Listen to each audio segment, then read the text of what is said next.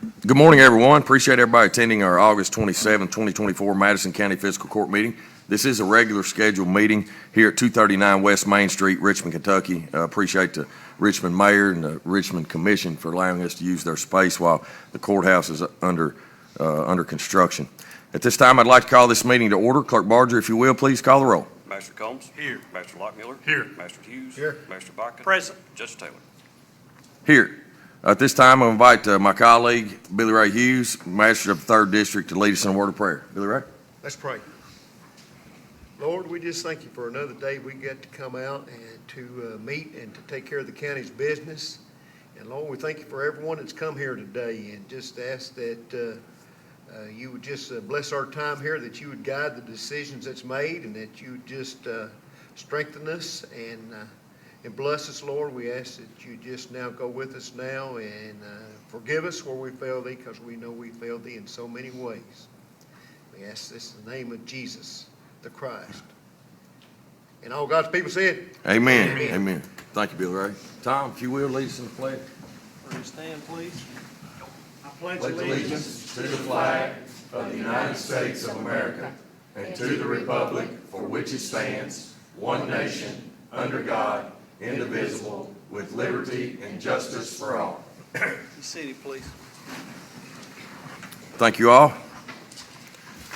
See, members of the court, y'all have had a chance to look over our previous meeting minutes. That was our August 13th regular scheduled fiscal court meeting. I need a motion and a second to approve, please. so moved. Second. Have a motion and a second. Any discussion? Hearing none, call the roll. Master Combs. Yes. Master Lockmiller. Yes. Master Hughes. Yes. Master Bakken. Yes. Judge Taylor. Yes.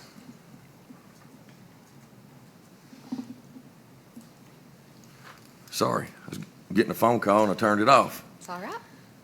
Next is our financial report. Good morning, Sarah. Good morning. As of July 31st, 2024, our total fund balance was $45,188,450.67.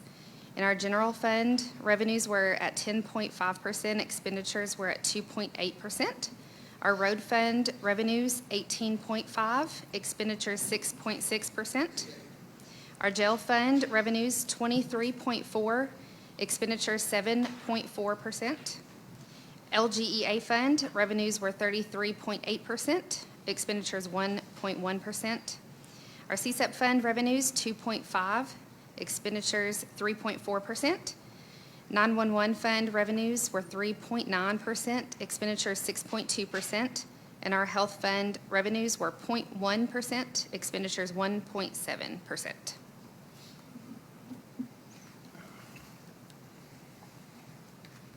All right, any questions, members of the court?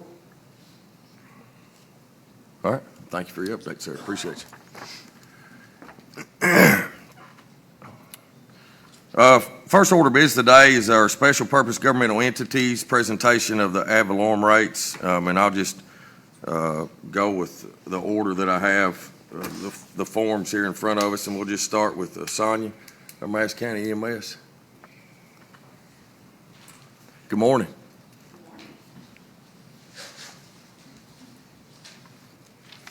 How are you all doing today? Good. Thank you for being here. Thank you for having me. So last year when we were looking at our tax rates, we had a rate of 4.3. The compensated rate for this year would be a rate of 4.1, with a 4% increase would be 4.2. And then our tax on personal property, motor vehicles, and watercraft is at 6, and that's unchanged from last year. After speaking with our board of directors, we feel we can easily manage our budget this year and with taking the compensated rate. So we're going to take the compensated rate at 4.1. All right. Thank you very much, Sonia. Appreciate y'all's due diligence. It's good. Let's see. Next is Nikita. Are you going to present with our health department?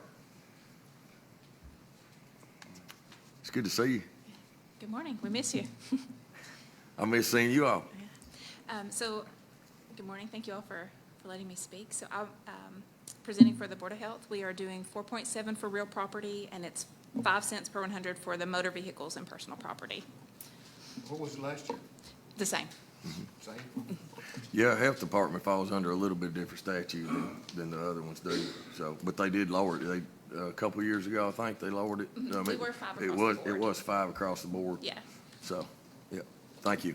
thank you. Tell the board I say hello and thanks the board, yeah.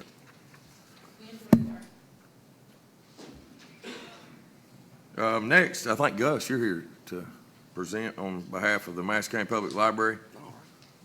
Appreciate you. Yeah. And Gus is the chairman of the board, so. Yes, sir. Correct? Yeah. Yep, happy to be here in place of Christina Cornelison, who couldn't join us. I represent the library, and our tax rates are as follows. For real property, the tax rate is set at 4.9. For tangible property, the tax rate is set at 4.9 also. And for motor vehicle, the tax rate is set at 3.5. That's a reduction on the real and the tangible from 5.1 last year. And I'd just like to highlight that since 2019, that's been a reduction from 5.9 for real and 9 for tangible. So I think that's credit to Madison County's growth and then the efficiency of Christina Cornelison. She wouldn't say that about herself, but Yeah, I'm here no, to say she that would. for her today. Yeah. So, That's good. any questions? No, I think, proud of Okay. you. Thank you. Yes, sir. Appreciate it. Good job. Thank you, gentlemen. Thank you. And Jean. Judge, I did have a comment. Sure, absolutely. We had talked some time back about having the library come and give a presentation about what their vision is for the future, since a lot of things have happened in the last 50 years with technology and everything else. And I'd still like to, if it's a one-off, so be it, but I'd still like to understand what our vision is, since we're not just textbook driven and hardcover driven anymore, and what we can expect in the future from the amount of dollars that go into the library. Sounds good. Sure, we get that message to the board and Robin. Robin, if we can, just make a note to get up with library, and we'll do that, yeah. Thank you. Yeah, appreciate it. It's good. Let's see, next is the Madison County Extension District. The Extension District could not be here today, but their real property rate that the board voted on, which I was one of those members, was 1.8, which is taking the compensating rate. But with the way the laws, it's hard to believe, but where their rate is so low, their comp rate or their 4% was the same. It's hard because you round up on the comp rate, you round down on the 4%, and it keeps it the same at 1.8, which is the comp rate. Their tangibles will be 2.24, and motor vehicles will be 1.3.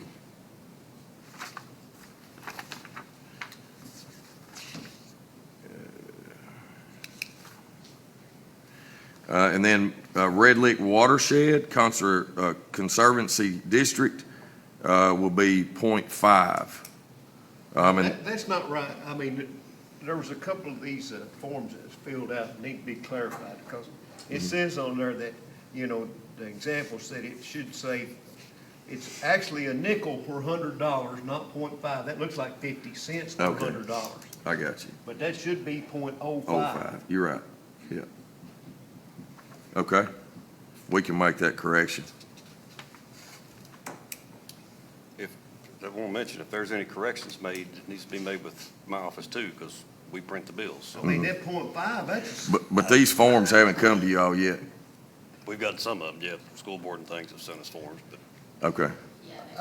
I mean, if you go back there and you look at the, Yeah, people in Red Lick would be a little upset, I'd say, if they got a 50 the cents. EMS, it says 4.1, that's actually 0.041 per 100, but, so that EMS, you gotta be careful with that, with the numbers, because they're not real clear.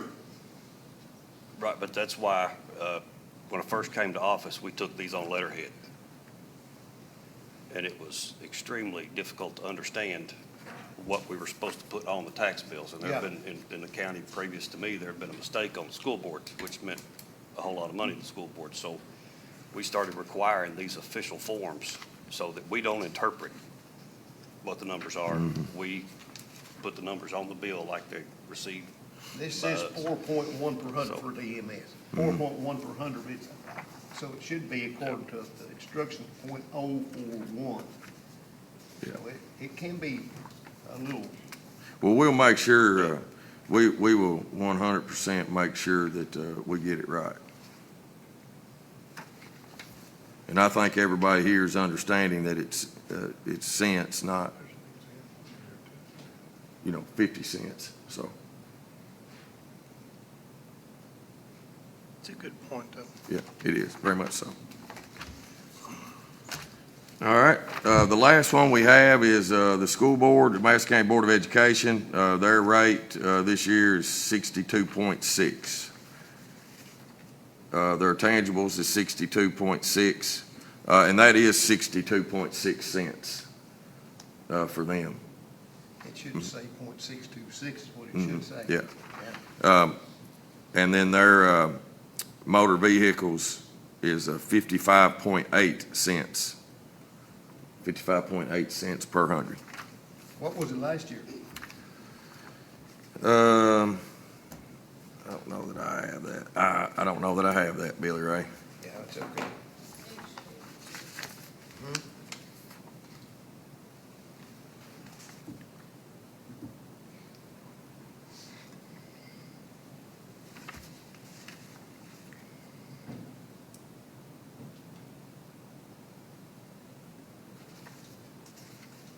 Yeah, I'm sorry, Billy Ray. I'm not sure. I don't have it. I can get you that information though. But it is more than it was last year or less than it was last year? I'm gonna say it's more. Yeah. Yeah, I'm gonna say it's more. But I don't remember the exact rate, so, sorry. And then Berea Independent School District is a .845 on real property. Tangible personal property is .878. And I don't have their motor vehicles. Okay, all right. So any questions on any questions on that? On any of the I think that's ad pretty valorem close rates? to what theirs was last year, too, if I remember right. Yeah. All right, hearing none, we'll move on. Bluegrass Army Depot Chemical Stockpile Update. You know, the only thing is, on those taxing districts, we don't approve them, we just acknowledge them. Acknowledge them, that's exactly right. Mhm. Go Thank ahead, you all. you got something. Okay, all right. Morning. Good morning. And appreciate everybody being here. Some of them got out on me, but, Good morning, folks. Appreciate the opportunity to brief you again. It's been quite a while because things have gotten completely different at the Depot Chemical Weapons Disposal Project now that all the weapons have been destroyed. As you can imagine, that's a tremendous relief to the community and to the depot itself and the contractors that operated that facility. So I'm just going to bring you up to date on where we're at. And the closure phase is what we're in the middle of right now. Here are some of the activities that are happening currently.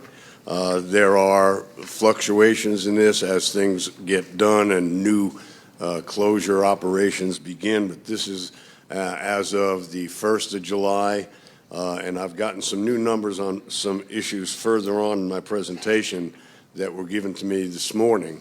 But as far as the closure phase, this is pretty much where we're at. I won't go through it all. You got a long agenda today. I'll just let you look at it, and if you have any questions, please feel free to give me a shout out, and I'll try to answer them. Safety has been an incredible accomplishment in this project. This has been a disposal of some of the most hazardous chemicals ever made on the planet, and the Bechtel Parsons team, along with the chemical activity and the support of the depot, have done a remarkable job. There was not a single agent contaminated accident over the entire operational period, which is just remarkable. Lost time accidents, the lost time accident average at this facility treating these kinds of materials was equivalent or lower to a bank teller or an accountant. And these people are working with explosively contained hazardous materials. So it's quite a tribute to their safety record. They've now gone 14,896,486 hours without a lost time accident, a little bit over 5 years. The economic impact continues to assist in the tax base here in Madison County and Richmond and everywhere in the region. As I mentioned, these figures were about a month and a half old. The current employment now is 1,189, and 50% of the workforce is local hires. That means within the Bluegrass Area Development District. And you can see some of the other numbers here associated with the economic impact. Through August, up to yesterday, the total payroll has been $1,360 million in payroll has been dispersed because of this, due to this project.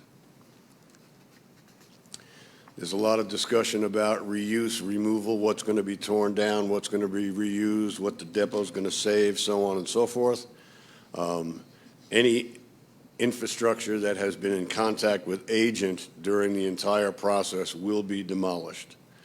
The utilities, the substation, generators will remain and will be at Bluegrass Army Depot's discretion to use for any continuing missions that might occur once the chemical weapons disposal project footprint has been raised or removed. The supercritical water oxidation units are slated to be disposed of.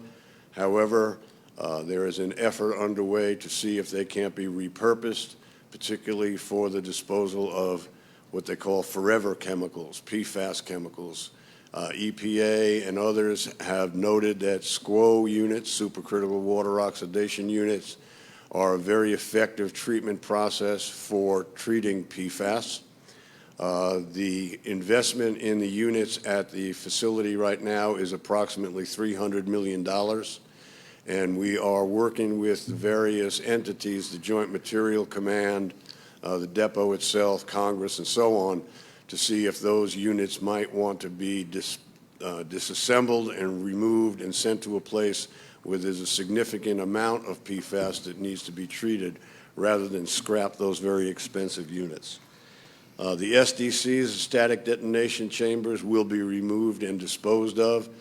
They have used their lifespan. Once the agent-contaminated rocket warheads are finished being processed in the SDCs, they will have expended their life cycle, and they will be disposed of and removed. Craig, originally those were going to have a lot more lifespan, right?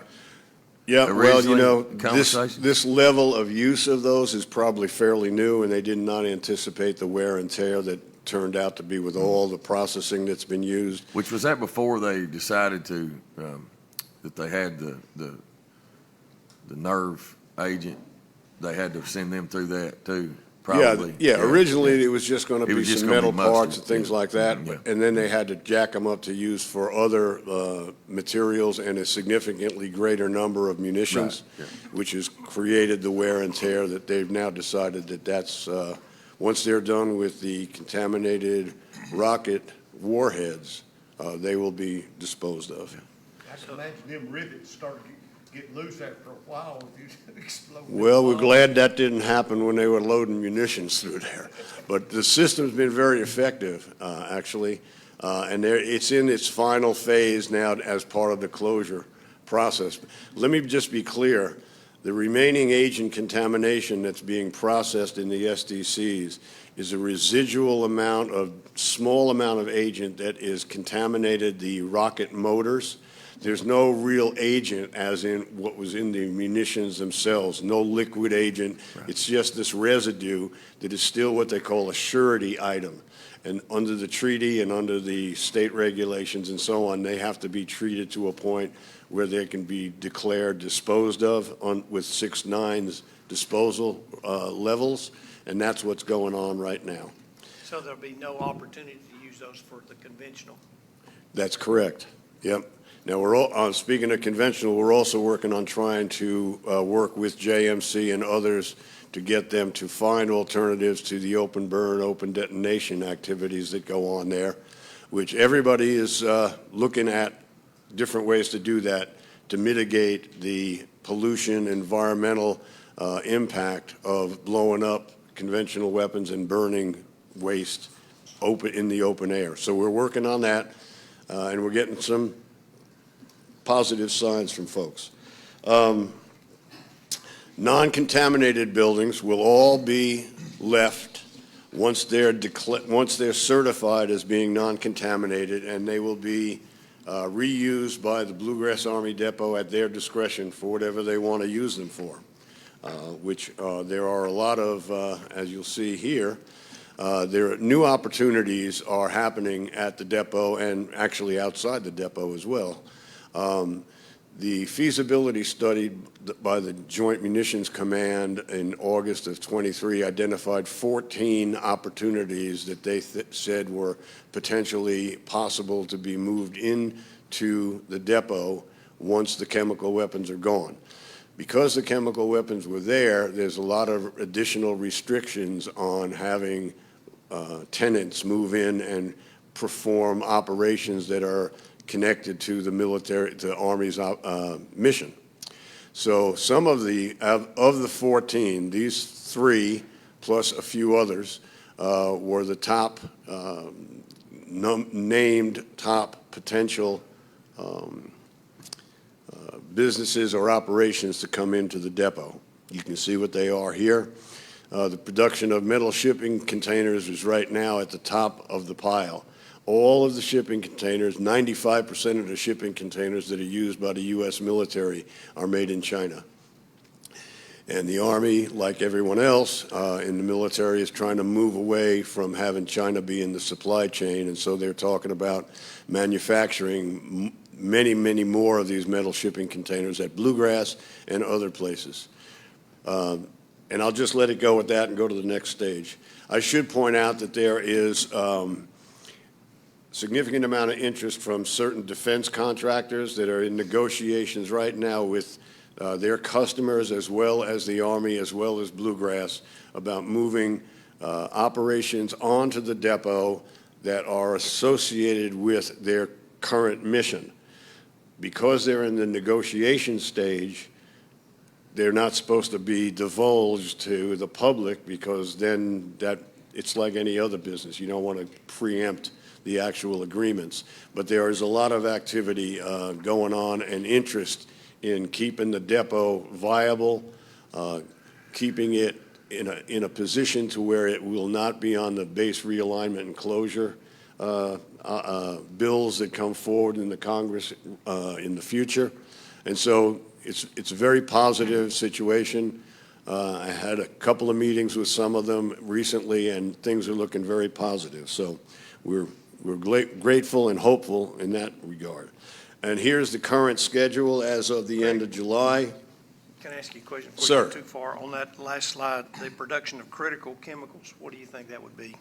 That would probably be like TNT, something that would be associated with the conventional munitions mission at the depot. That's an example of what it could be. It could be propellants for 155 millimeter shells, those sorts of things. Nothing related to chemical weapons will ever be there again. So it would all be connected to their current mission once the chemical weapons disposal facility is gone. Good, thank you. And here's the current schedule. As you can see, the end date for everything is August of 2027. And that might seem like a long time, but you have to understand that once operations cease, there is a plethora of permitting requirements, both state, federal, that have to be looked at, have to be considered as being in compliance with those regulations.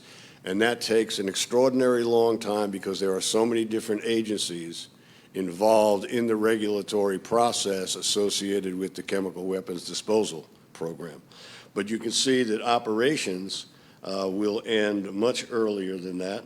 The SDCs are the last operation, and all of the operations associated with Agent will be finished by May of 2025. So we're talking less than a year. All the surety materials associated with the project will be taken care of. The international treaty will then sign off that they have completed their mission. The CDC will sign off that they've completed their mission, and then it's up to the EPA and the state regulators to go through the checklist of everything that's within regulatory compliance, and that'll be it. Now, you sure it's May, not March? If it's May, it's fine. I just want to make sure. It's May. It's May, okay. Yeah. And that's my presentation. I'll take any questions any of y'all might have. Craig, I just wanted to ask, obviously, there's been a lot of discussion about this over the years, and we're now finally coming to closure as it pertains to the chemical weapons. And this is more for the public, because I think there's a lot of confusion out there in the public. So it's going to be decommissioned. Now, that changes a lot of things that's been between Bluegrass and the county.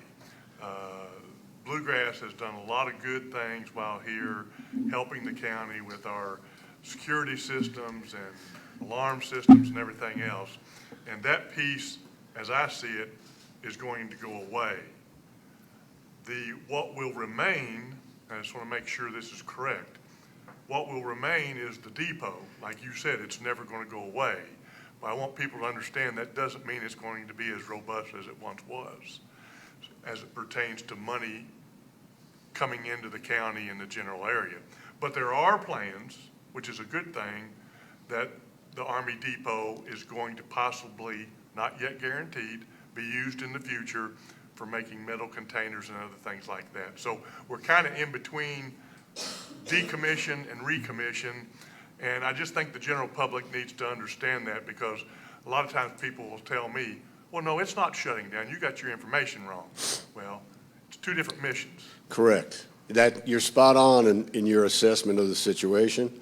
And I would emphasize again the number of interested parties in locating at the depot to increase their viability and their longevity to keep that depot operational. Again, it won't be associated with the chemical weapons, and during that transition period is where we are right now, as you pointed out. So that is accurate.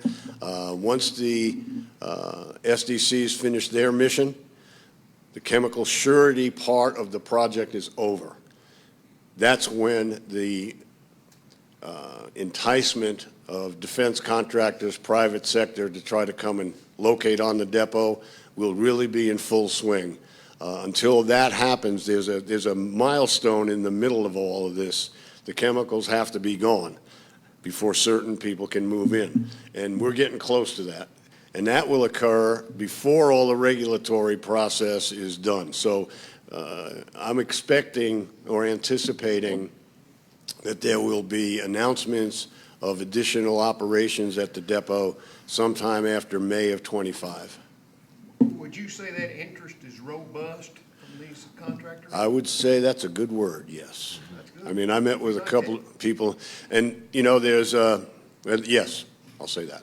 I mean, it's a huge industrial park, in essence.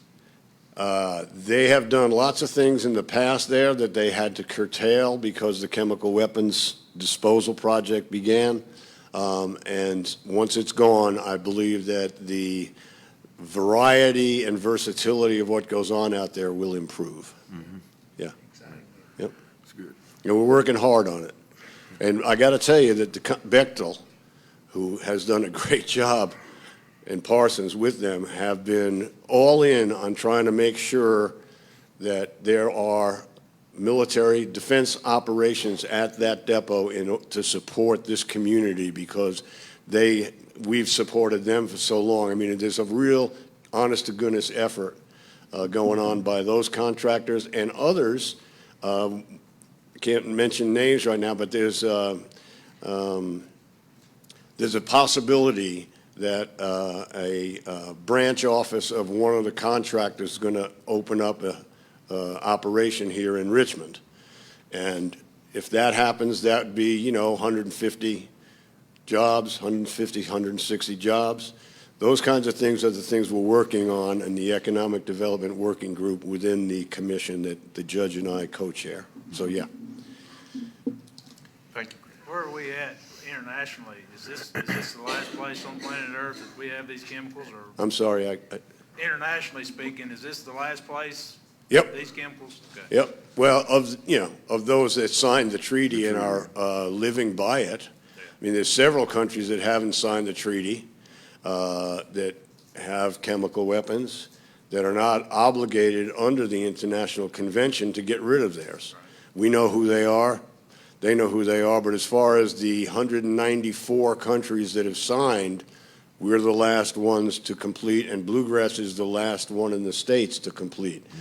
So we have a real honor to be completing the United States mission under the treaty. So when you talk about disposal, where does most of this get disposed? It depends on what material it is.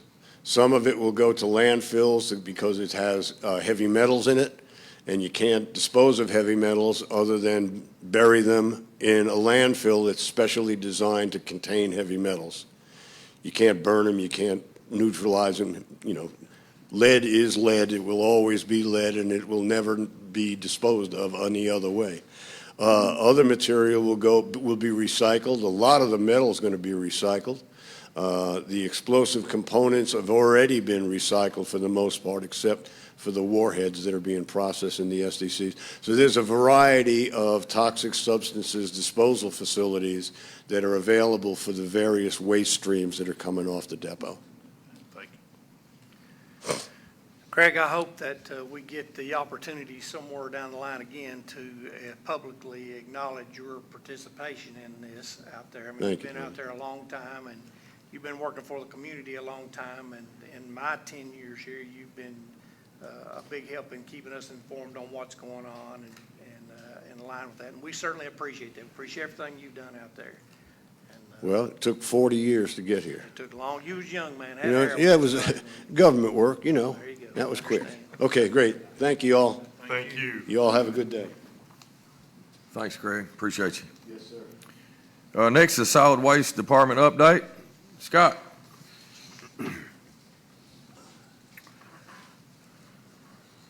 Good morning. Morning, You'd buddy. ask at the last court meeting that I just give you some updates on where the solid waste is and what programs that we're providing. I went back to 2024 and got you a total annual number. So first is our dead livestock removal program. And what we do with that, we offer pickup service at anyone's farm locally here in the county. If they have a livestock animal that is deceased, we will pick it up and dispose of it properly. Last year, we collected 1,078 animals. The disposal cost on that was $25,860.73. Actually, of that money, we have two supporters, which are the Kentucky Department of Agricultural Development Fund. They give us $10,000 a year. And the Conservation District, which was giving us $7,500 per year, and that would be so for the 2024, but now for 2025, they've upped that to $10,000. People say, well, why do you want to spend your money that way? Well, it's such an environmental impact. The disease that is spread by animals laying, around farms that are not disposed of properly, and it gets into our watershed.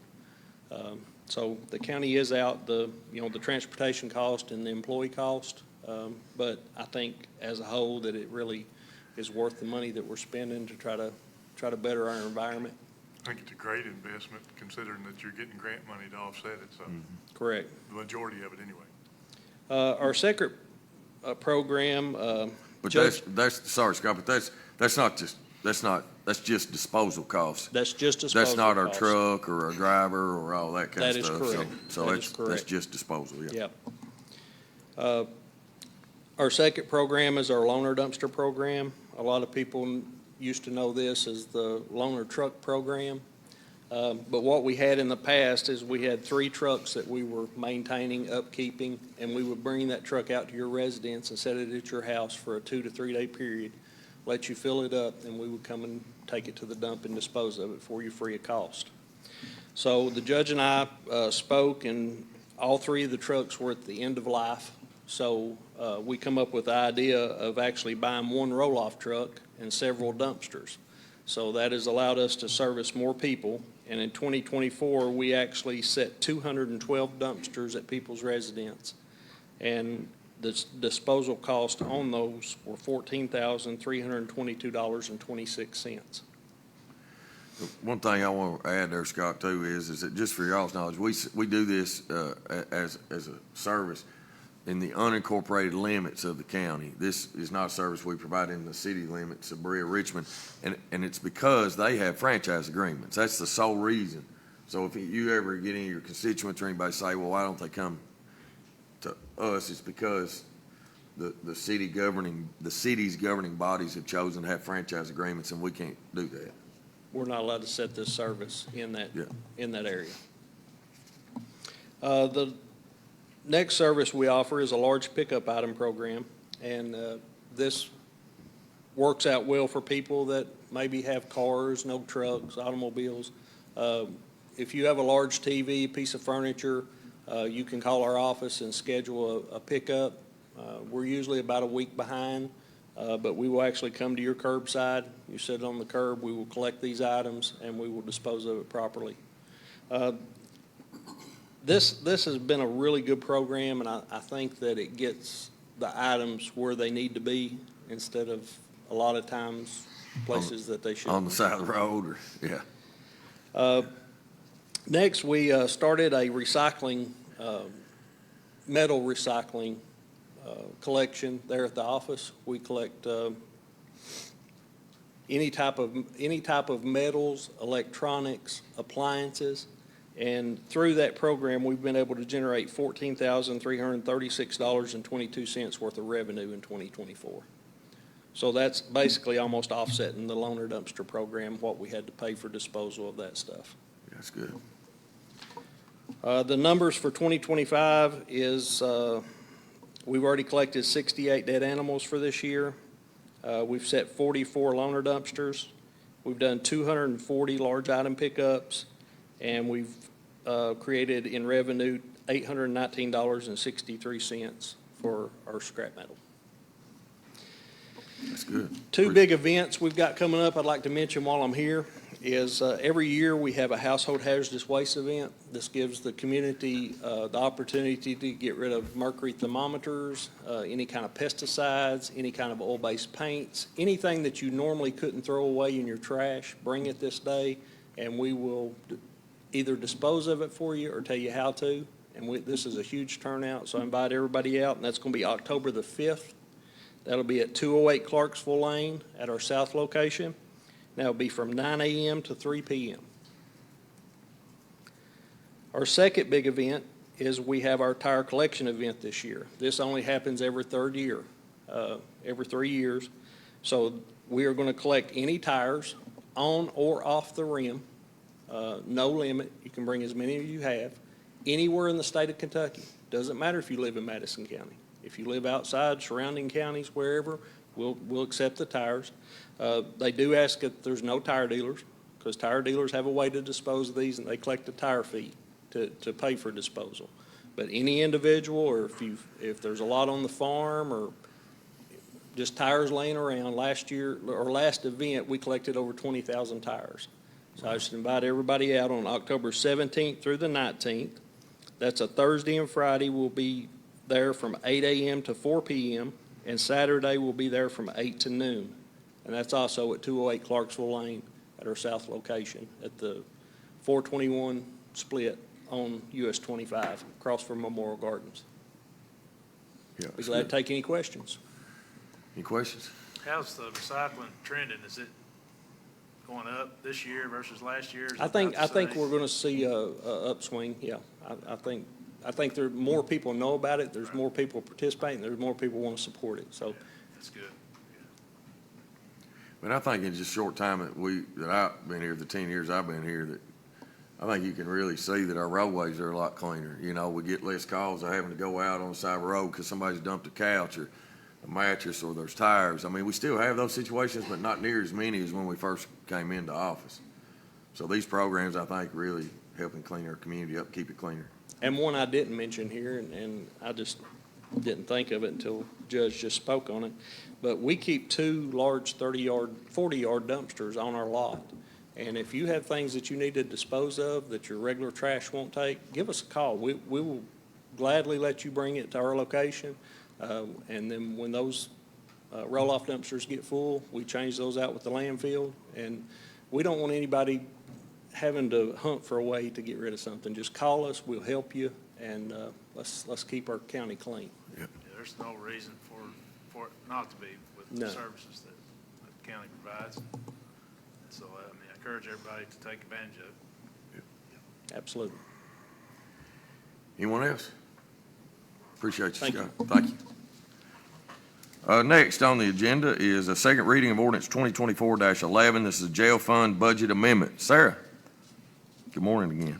Hello. An ordinance relating to the budget amendment of the Madison County Jail Fund budget, whereas the Madison County Fiscal Court is responsible for the administration of the county budget, and whereas the Madison County Fiscal Court has realized unbudgeted receipts, and whereas the county treasurer has reviewed the budget to ensure sound financial practices, now therefore be it ordained by the Fiscal Court of the County of Madison, Commonwealth of Kentucky, the jail fund budget be amended by $44,018.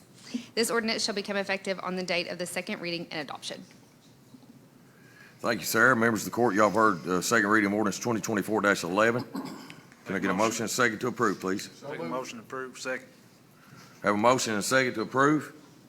Any discussion? This is a budget amendment. This is a second reading, so at this time I would open it up for any public comment on this ordinance. We did advertise appropriately, so this is the time that we would have public comment.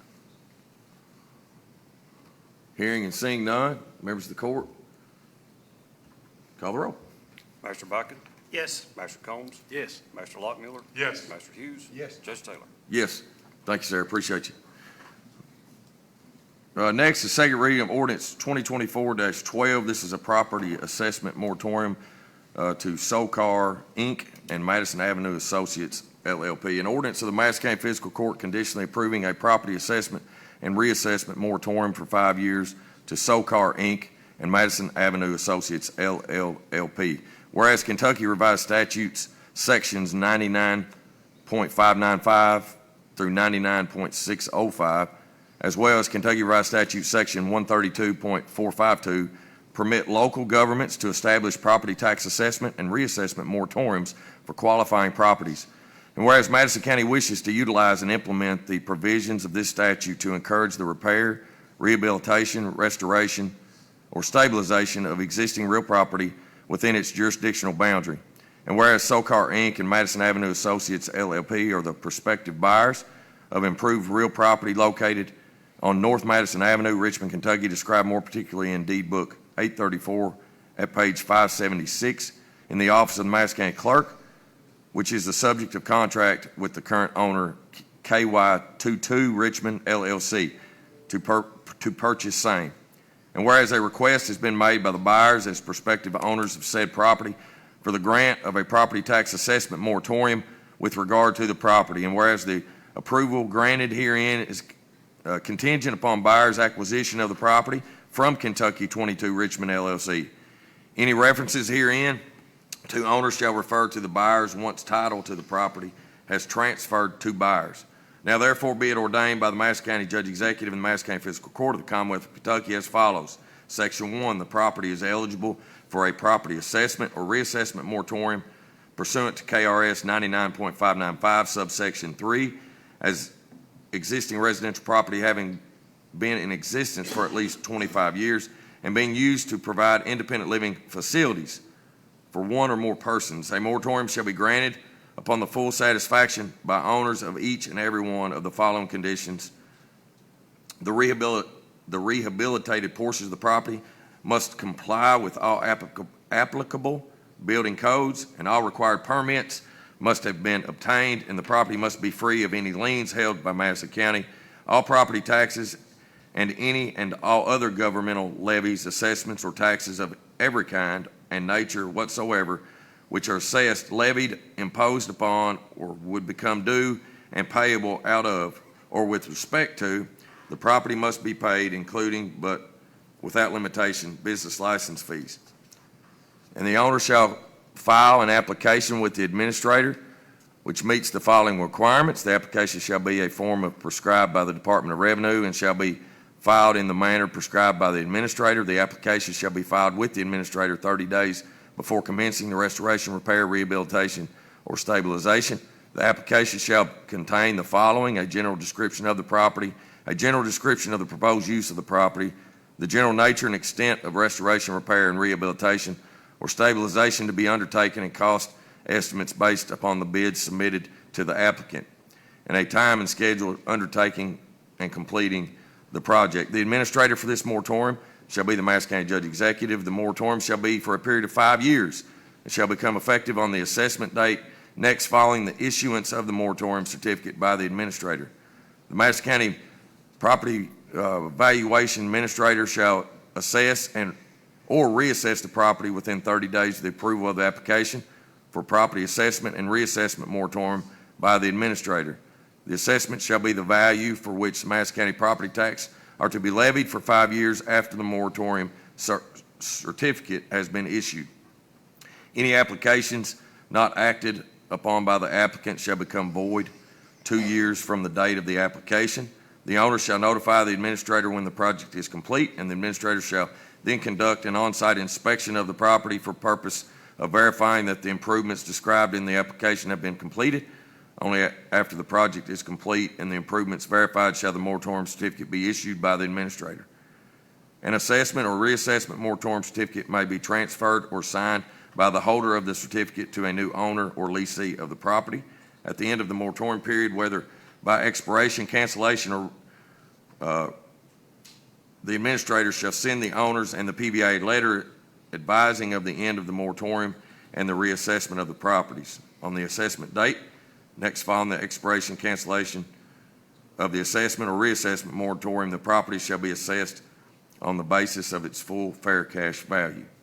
The property may be eligible for a subsequent moratorium certification, provided that the reapplication be made no sooner than 3 years from the following expiration of the original moratorium or any subsequent moratorium, provided that such property otherwise meets the requirements for the assessment or reassessment moratorium. Definitions for interpreting this ordinance shall be those outlined in KRS Chapter 99 relating to property assessment and reassessment moratoriums. This ordinance shall become effective on the date of the second reading and adoption. Take you a drink of water, right? Motion to approve ordinance 2024-12, Judge. Second. I feel like we should say a lot more. After you get your breath. Thank you all. I have a motion and a second to approve the second reading of ordinance 2024-12. Any discussion? Hearing none, this is a second reading of an ordinance, so at this time, anybody that has public comment would want to come up and speak on behalf of this second reading of ordinance 2024-12, you would do so at this time. Hearing and seeing none, if there's no more discussion by members of the court, call the roll. Master Combs? Yes. Master Lockmiller? Yes. Master Hughes? Yes. Master Bucket? Yes. Judge Taylor? Yes, thank you all very much. Appreciate it. Thank you. I practiced a little bit before I came.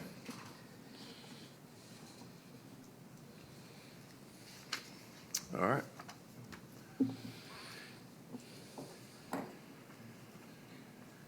Next, second reading, ordinance 2024-13. This is a land use change, 1377 Boonesboro Road from UC7 Agriculture to UC1 Single Family Residential. Bert. Good morning. Good morning, buddy.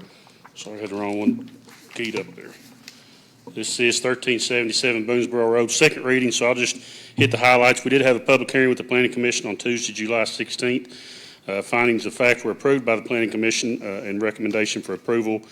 That proper notification of this hearing was gave in the Richmond Register and the Berea Citizen, also by posting signs on the property and certified letters to the adjoining property owners. The subject property is part of the Madison County Urban Corridor. It does have sufficient infrastructure for this project, that it fronts on Kentucky 627 and Lost Fork Road, and therefore has adequate access for a single-family residential development, and that it is serviced by the Madison County Sewer System and the Madison County Water Systems. That the county's comprehensive plan reflects population growth in Madison County, Therefore, the county needs to provide sufficient areas to accommodate housing for the anticipated growth. Additionally, comprehensive plan contains provisions which encourage infill and new development near existing developed areas and to focus that development near the cities and the urban corridor of which this property is a part. Also, the property will be a convenient location for the parties living and or working in either Richmond, Winchester, or Lexington, and with its quick access to Interstate 75. The existing zoning classification UC7, which is agriculture, given to the property is inappropriate, and the proposed zoning classification being UC1, which is single-family residential, is appropriate for the reasons that it's consistent with the county's comprehensive plan, and that UC1, single-family residential, is consistent with the intent of the county's comp plan and its development ordinance, and is consistent with the county's proposed future land use development map, and will not be detrimental to other properties surrounding or near the subject property. It was a motion with unanimous consent to recommend the change. Now therefore be it ordered and ordained and enacted by the Fiscal Court of the County of Madison, Commonwealth of Kentucky, that the land use classification of the following described property be changed by this ordinance from UC7 to UC1. And this ordinance will become effective on second reading and adoption. All right, thank you, Bert. Members of the court, you've heard second reading of ordinance 2024-13. What's the pleasure of the court? Motion approved, Judge. Second. Have a motion and a second to approve ordinance 2024-13. Any discussion? Judge, the applicant is here if you have any questions for him or his attorney. We haven't had any other calls on this, and like I said, it was a unanimous recommendation. Thank you. All right, not hearing from the court at this time. This is the second reading of a zone change, ordinance 2024-13. Anybody here speak on behalf of this ordinance? This is the second reading. It was advertised appropriately. Hearing none. Members of the court, anybody? All right, call the roll. Master Lockmiller? Yes. Master Hughes? Yes. Master Bachman? Yes. Master Combs? Yes. Judge Taylor? Yes. Thank you all. Appreciate it, Bert. Next, second reading of ordinance 2024-14. This is a land use change on 2021 Berea Road from UC7 Agriculture to UC4 General Commercial. Bert. As Judge said, it's another second reading, 2021 Berea Road from agriculture to commercial. We did have a public hearing on Tuesday, July 16th. The Planning Commission did make findings of fact and recommend this zone change be approved. Those findings of fact are summarized as proper notification of the hearing being given in the Richmond Register and the Berea Citizen, signs being posted on the property, and certified mail sent to adjoining property owners. This subject property is part of the Madison County urban corridor. It does have sufficient infrastructure to accommodate this project or this zone change. The subject property fronts on US 25 and therefore has adequate access for general business. It's currently zoned to agriculture but has been utilized for commercial purposes for many years. The modification of the zoning from UC7 to UC4 would not be detrimental to the surrounding properties, some of which is being used for commercial purposes. UC4 is consistent with the county's comp plan and its development ordinance and consistent with the zoning of the surrounding properties. The property has sufficient water to provide for its intended purpose, and the proposed zone UC4 general commercial is appropriate. It was a motion made with unanimous consent by the Planning Commission. Now therefore it be it ordained and enacted by the Fiscal Court of the County of Madison, Commonwealth of Kentucky, that the land use classification of the following described property be changed by this ordinance from UC7 to UC4 classification, and this ordinance shall become effective on the date of the second reading and adoption. Motion approve ordinance 2024-14, Judge. Second. Have a motion and a second to approve ordinance 2024-14. Any discussion? Are there any objections at all, Bert? There were some neighbors there that had some concerns about the way the property is being currently utilized. I think they've had some issues maybe with the current owner. We explained to them that this was a sale, the property's being sold, and the new owner is going to have to go through the site development plan process. He'll have to bring the property up to our current standards, where it's been used is in a non-conforming status for many years, as long as I can remember. They never have been through the site development plan process, so they'll have to go through with things like landscaping, buffers, water detention and retention, that kind of thing, and bring the property up to current standards. So I think they'll see an improvement. The people that had concerns at the meeting, I think they'll see some improvement with this new owner. Good. Anyone else? All right. Again, is there anybody here in the audience that has public comment about the ordinance 2024-14, the zone change on Berea Road at 2021 Berea Road? Hearing and seeing none. Members of the court, you good? Call the roll. Master Hughes? Yes. Master Bucking? Yes. Master Combs? Yes. Master Lockmiller? Yes. Judge Taylor? Yes. Thank y'all. Thanks, Bert. I wish they were all that easy. You know, they're not always that easy. Next, Resolution 2024-85. This is CAECO 2024 Insurance Grant Application. Sarah? A resolution for application and administration of 2024 CAECO Insurance Grant Program funds, whereas members of the CAECO Workers' Compensation Fund or the CAECO All Lines Fund are currently being invited to apply for grants for future purchases designed to help members reduce losses in connection with either of these two insurance funds. And whereas eligible grant activities include purchase of equipment, training, and consulting services, and whereas these 2024 CAECO insurance grants are limited to a maximum reimbursement of $10,000, and whereas the Madison County Fiscal Court, Kentucky desires to make an application for 2024 CAECO insurance grant program funds to address any number of the following categories: vehicle accidents, lifting injury accidents, jail operations, and cyber breaches. And whereas the 2024 CAECO insurance grant is a competitive program and the amount of the grant funding Madison County will receive, if any, will not be known until the grant awards are made by CAECO. And whereas Madison County will be required to contribute a 20% match to any grant awarded. Now therefore it be resolved this 27th day of August 2024 by Madison County, Kentucky, the judge executive and/or his designee is hereby authorized to make application for these grant funds. And if the application is successful, to enter into agreement with CAECO to administer these grant funds, to execute any documents which are deemed necessary to facilitate and administer the award, and to act as the authorized correspondent for the above referenced project. Thank you, Sarah. Members of the court, you've heard Resolution 2024-85. Can I get a motion and a second to approve, please? So moved. Second. Have a motion and a second to approve. Any discussion? Hearing none, call the roll. Master Bucking? Yes. Master Combs? Yes. Master Lockmiller? Yes. Master Hughes? Yes. Judge Taylor? Yes. Next, thank you, Sarah. Next, Resolution 2024-86. This is the Kentucky Transportation Cabinet Fiscal Year 25 Flex Funds. Scott? Resolution 2024-86, a resolution adopting and approving the execution of a rural secondary program agreement between the Fiscal Court and the Commonwealth of Kentucky Transportation Cabinet, Department of Rural and Municipal Aid, and accepting all roads and streets referred to therein as being a part of the county road system. Whereas the Madison County Fiscal Court does hereby certify that all roads and streets referred to in said agreement are county roads as defined in KRS 178.010(1)B, and whereas the Madison County Fiscal Court does hereby ratify and adopt all statements, representations, warranties, covenants, and agreements contained in said agreement, and does hereby accept said agreement, and by such acceptance agrees to all terms and conditions therein stated.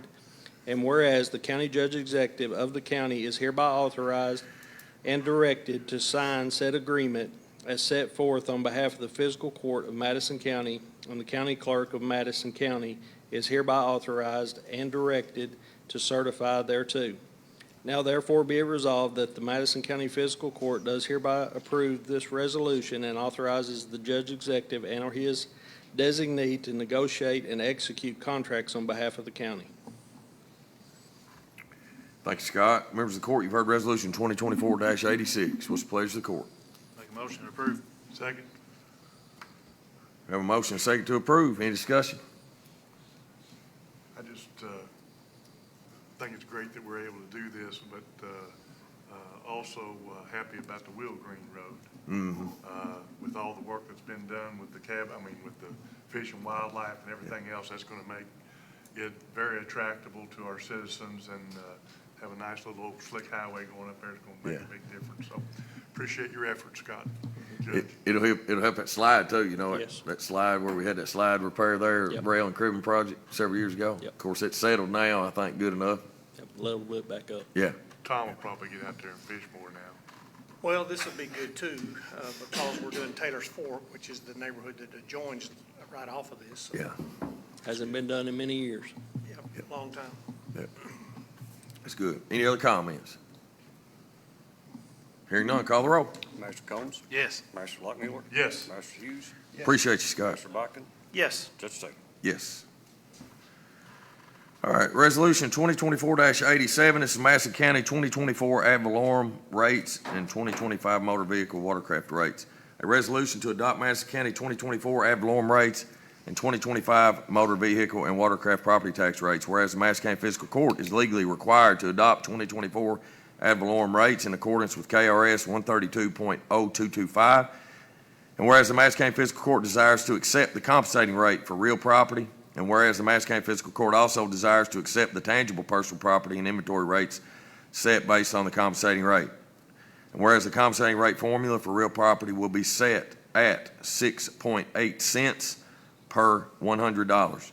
And whereas the compensating rate formula for tangible personal property and inventory rates will be set at 6.8 cents per $100. And whereas the 2025 motor vehicle and watercraft property tax rate will be set at 10 cents per $100. Now therefore, be it resolved that the fiscal court does hereby approve this resolution and authorizes the judge executive and/or his designee to execute the same on behalf of the county. Remember, What was it last year? 71, 071. 071, So 70, it's a reduction in the rate. absolutely. Yeah. $3, basically. Yeah. I make motion to approve. Second. I have a motion and a second to approve. So now we have more discussion. Yeah, Yep. so I think, yeah, I don't remember what it was 10 years ago, but 83. 83, there you go. Yeah. So 83, we're 6.8. We've jumped it every single year since we've been in office over the last. You know, there was a few years there that it was kind of stayed the same. You know, it kind of fluctuated between 83 and 82, but then in about, I think it was about 2020, it started decreasing, and we just kept decreasing it every year. So, you know, since the time we've been here, it's lowered at $15 per thousand. I don't want to confuse people, but that's how I've got it in my brain of based on what people would pay, right? So.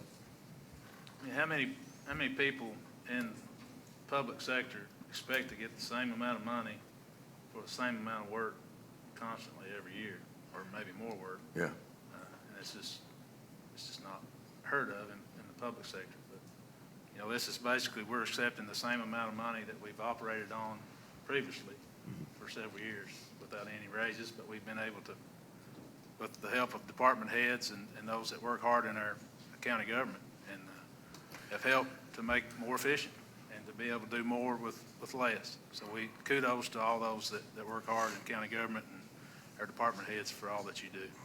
And I would debate that it's actually, even though, you know, the way the formula sets, the compensating rate, you know, keeps us level, I would debate that it's actually less money because when the compensating rate is calculated for the year based on the values of our properties, they don't include new constructions. So all those new constructions that are out there, how many ever millions of dollars of assessments and new constructions that we have across the county, those aren't included in that. And so where last year's new constructions, we would have provided these services for $71. All those new constructions this year, we're going to be providing for $68. So it's a discounted rate. So it's actually, in my opinion, it's less money. And I've said this many times, it's very hard, you know, if providing this service for 20 properties, let's say, you can't do it, it struggles, you know, it's hard to do it and provide all those services for $20, then why are we going to be able to do it for 40? You're not, you know, it's very difficult. But to your point, Brian, I mean, it is because of a mindset change internally and with our staff and our department heads and elected officials over the years that we've been able to, you know, be able to provide, I think, good services for less money, you know. Yeah. But you know, and I think I'm right on this, all these other taxing districts too, took a rate lower than last year's too, so, but the big one didn't. Mm-mm.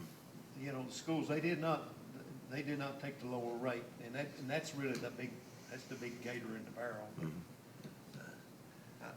The rest of the taxing districts have, doing more with less. Yeah. And we've got I mean, of course, we've created, just trying to educate and help,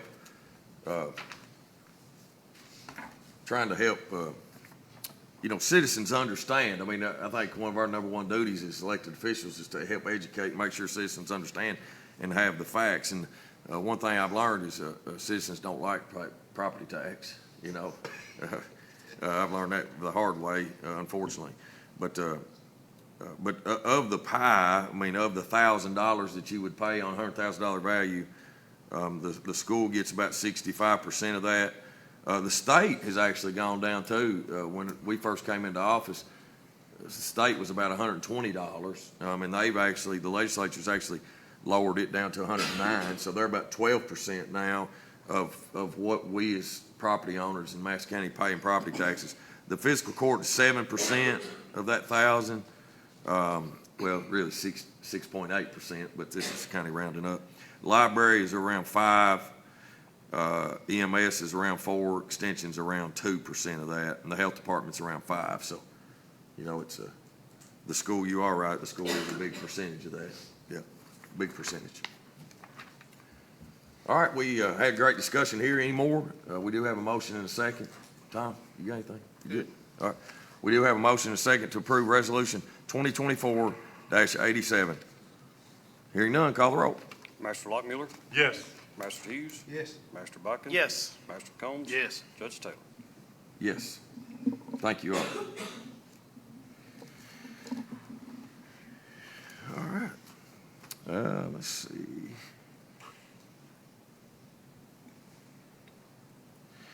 Next is resolution 2024-88. This is to establish a Venmo account for animal shelter fundraising campaign. Sarah. A resolution of the Madison County Fiscal Court approving the establishment of a Venmo account for the Madison County Animal Shelter fundraising campaign. Whereas the Madison County Fiscal Court, or the county, wishes to establish a Venmo account for the animal shelter fundraising campaign, and whereas the Kentucky Department for Local Government has approved the use of a Venmo account, which will allow the county to conveniently accept donations from citizens. Now therefore it be resolved that the Madison County Fiscal Court does hereby approve this resolution and authorizes the judge, executive, and/or his designee to negotiate and execute contracts on behalf of the county. Thank you, Sarah. Members of the court, you've heard resolution 2024-88. Can I get a motion and a second to approve? So moved. Second. Have a motion and a second to approve. Any discussion? How many people here use Venmo? Raise your hand. Young people. Yep. Oh, I feel like I'm still pretty young, and I don't know. I don't have Venmo. Yeah. Yeah. Yeah, my family does. I don't, but my family does. Yeah. I got a couple questions. One, how was this perceived? How did this come about? To do this? Well, I think it was discussions of us obviously talking about potential of building a new shelter. And it's just an easier way to get donations and convenience to people than having to write a check or mail it in or however. Plus, I think with this, and somebody smarter than me with Venmo, I don't know anything about it, but I assume it keeps a record as well of those that donate or what have you. That would be my best This answer. is more educational than anything. And I'll let you know why. One is it tax deductible or is it just a donation? Public would need to know that. I'm not sure about the answer to that one. Anybody? I'm assuming if there hadn't I been mean, we're a nonprofit, so I would assume that it would be the tax same. deductible. yeah, but I as think any we other need to let the donation. public know that Yeah. whenever it's established. And then number two, what is the Venmo percentage that they take? They take a certain percentage of the dollars given. I don't believe they do. No, they do not. They don't on this account? If it's sent to friends and family, they will not be paid. It's zero. If you want the money like next day out of the account, then there's a fee. But if you want to wait 3 to 5 business days. Hey, won't you come up and explain that, Chris, just so Yeah. people can hear? Because I there might be just want to understand others. it, and I want to make sure people understand it. I blame Sarah.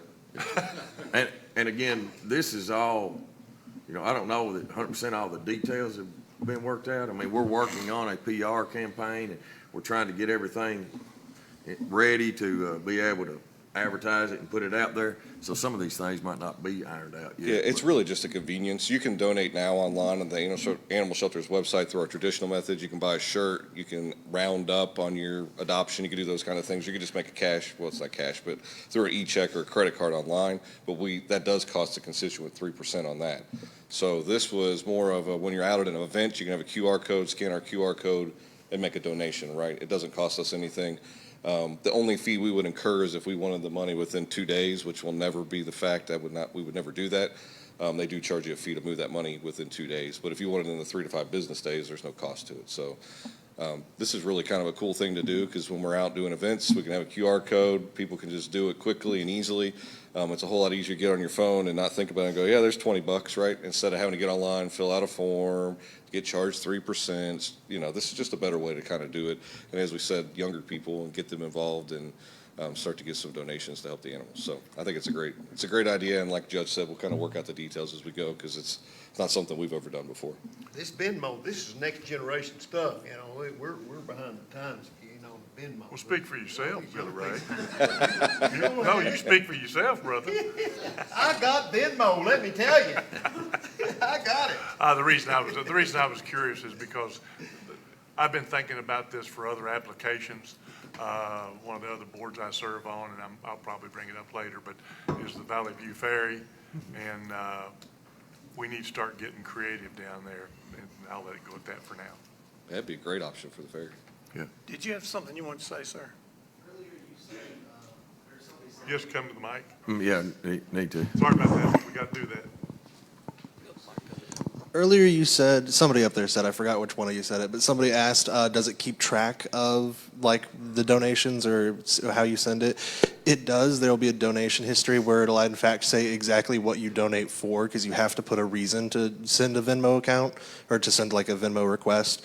So it'll say like, my name Ryan donated $20 to the Madison County Animal Shelter, and I can put something on it like the name of the event that I was at or something, so that it's easy to track where that money came from and what event it came from and things like that. And it'll have the date that it came through and everything. So it's very easy to track how that comes through.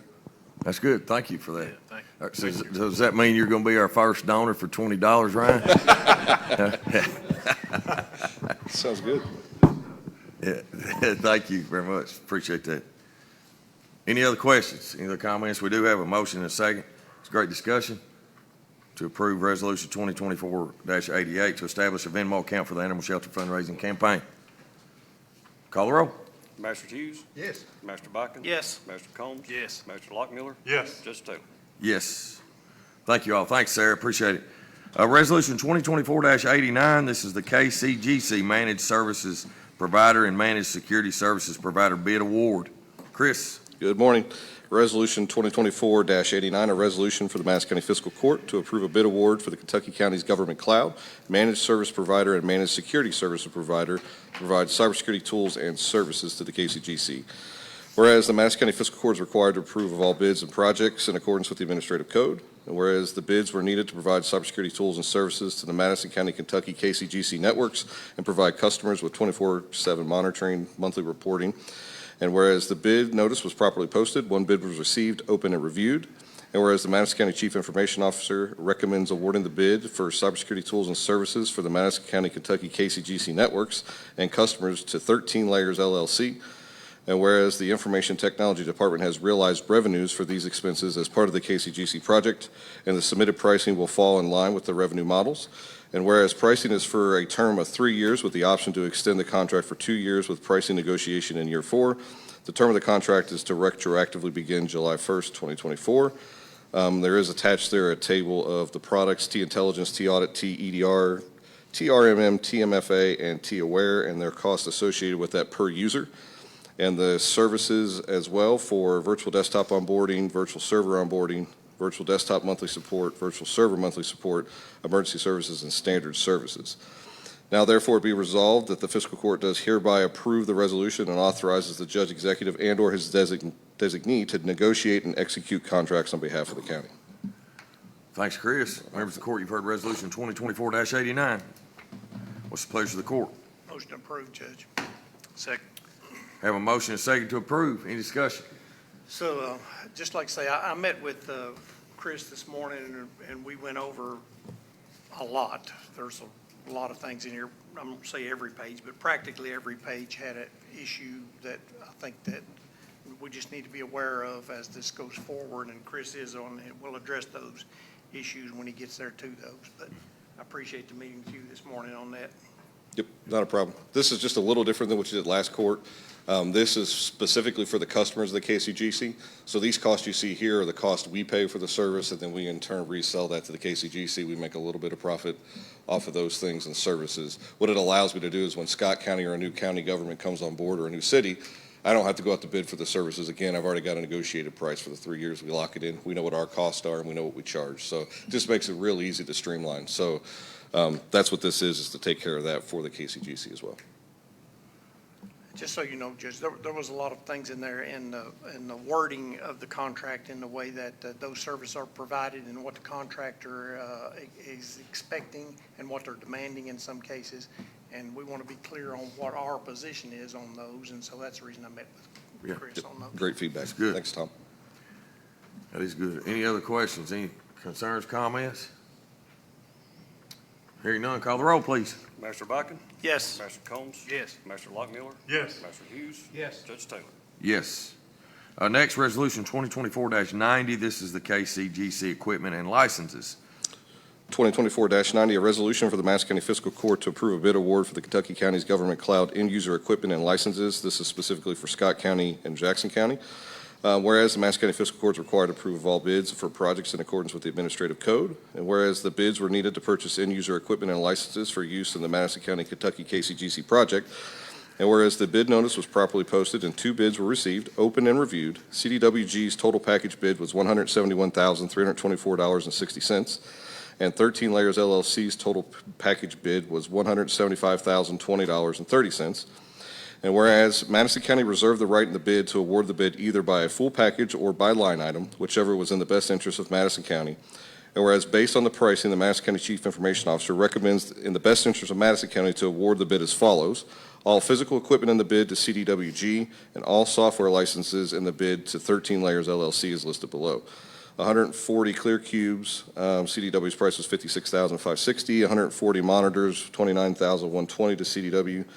140 keyboards for $6,139 to CDWG, and 2 Sophos devices at $1,070, and 140 Silex devices at $23,699.20. And then Leo Stream at 140 licenses awarded to 13 Layers LLC at $31,500, HP Anywhere at 140 licenses at $14,350, and Windows User Cows for 20 at $260. CDWG was marked with an asterisk and will be awarded $116,588.20 in equipment, and 13 Layers LLC marked with an @ symbol will be awarded $46,110 in software licensing. By awarding in this manner, Madison County realized a cost savings of $8,626.40 compared to the lowest total bid package amounts. Now therefore be resolved that the Fiscal Court does hereby approve this resolution and authorizes the Judge Executive and/or his designee to negotiate and execute contracts on behalf of the county. Thanks, Chris. Members of the court, you've heard Resolution 2024-90. Can I get a motion and a second to approve, please? So moved. Second. Have a motion and a second. Any discussion? You need to get him to read them next long ordinances that. Sorry. I even tried to go slow. I think he's saying you're better at reading than I am, is what he's saying. Whatever. I mean, he can come out of there. Yeah. I'm on fire. Any questions, comments? Chris, I did just have one question. A lot of these items are like 140, 140, most of them are 140. Are those items, will they be placed at user remote locations? 120 of them at Scott County Government and 20 at Jackson County Government. Gotcha. Yep. And we won't buy any of this equipment until we've received a check from those entities. So we've already received a check from from Jackson County, so I'll go ahead and get that ordered. Scott County's waiting on the grant funding before they can cut the check, which they've already got the grant. It's just paperwork, right? So as soon as we receive their check, we'll order that as well. So I don't ever expend any money unless I've gotten it back from them. So this was another great way, just lowers the price and gives us the contracted rate so we can save some money. We know what we're paying out. So where you're using 2 contractors, there's not going to be any kind of conflict there Nope. for them.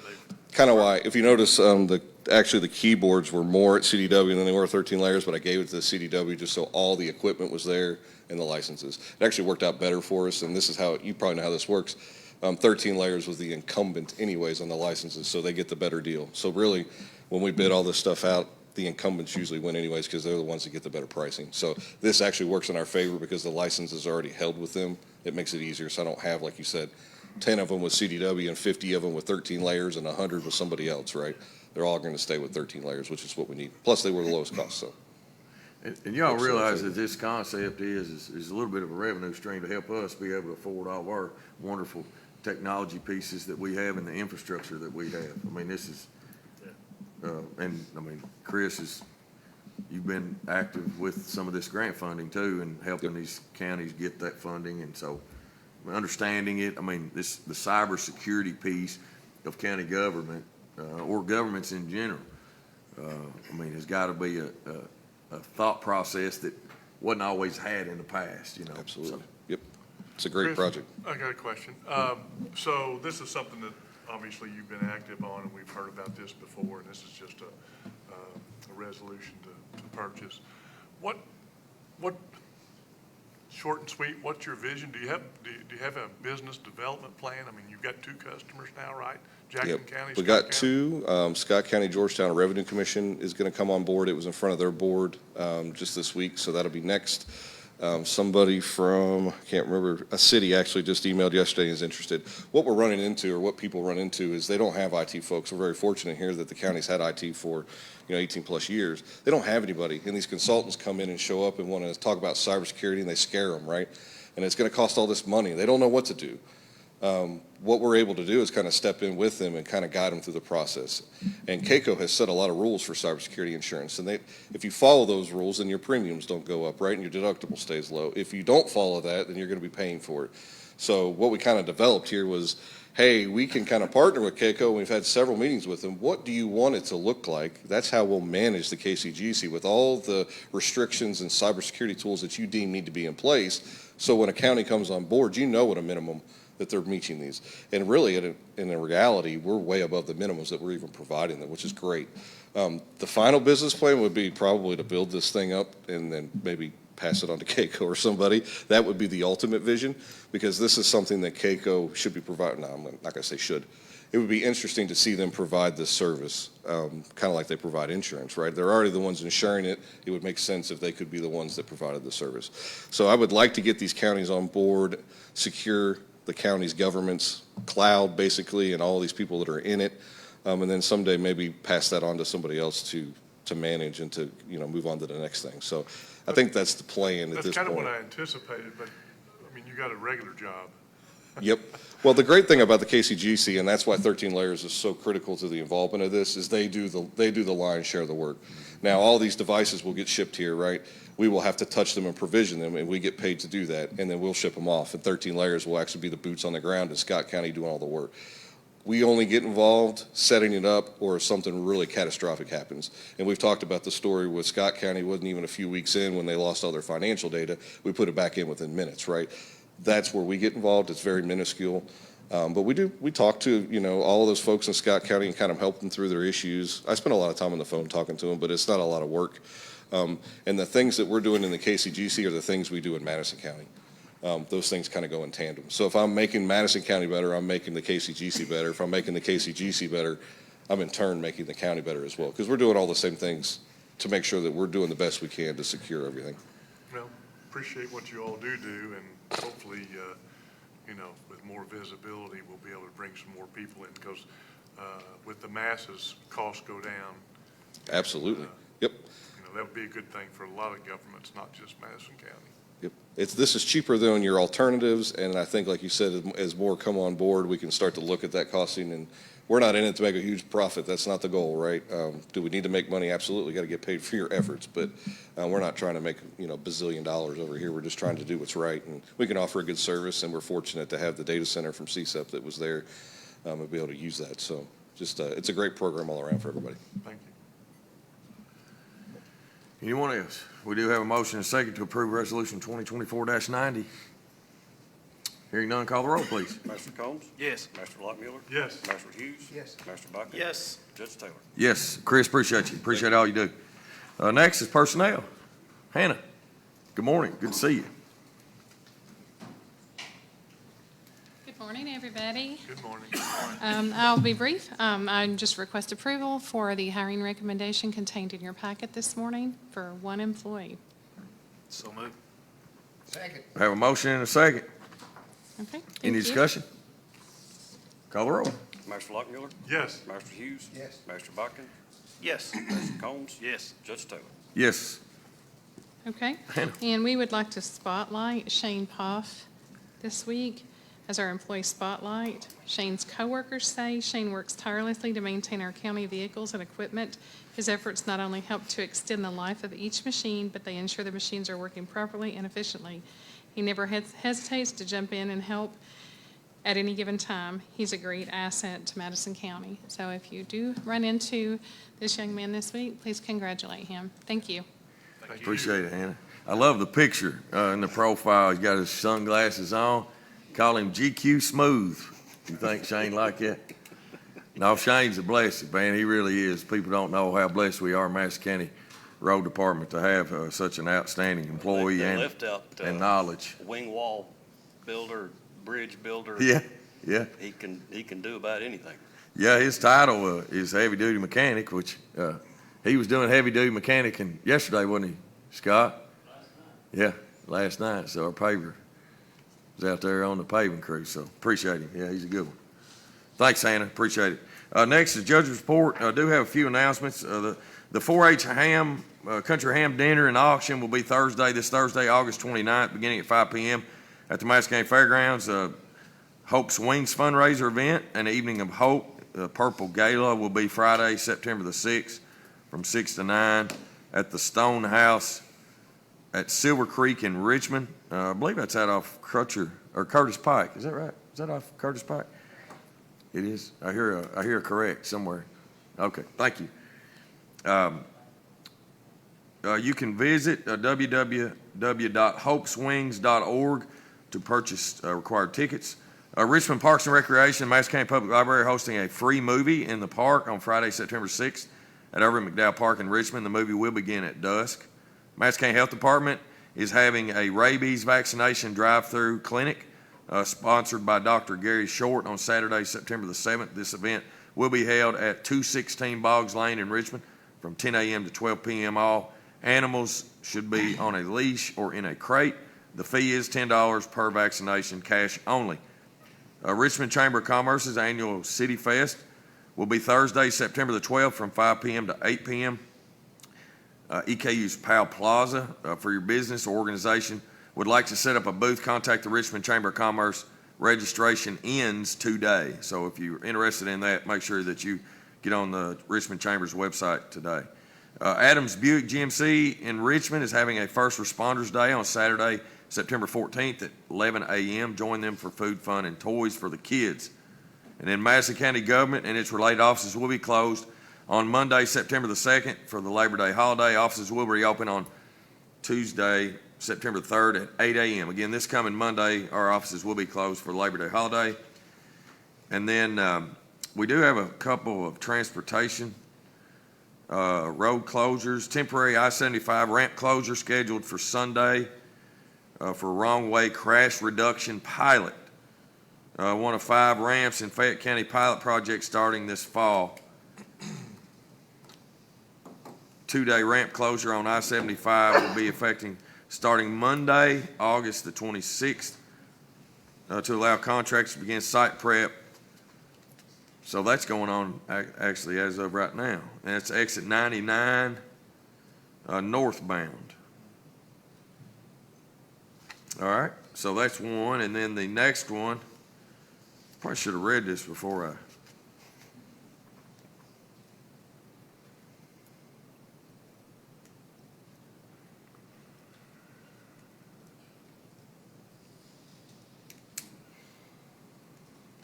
So it looks like they're doing some kind of testing on the interstate.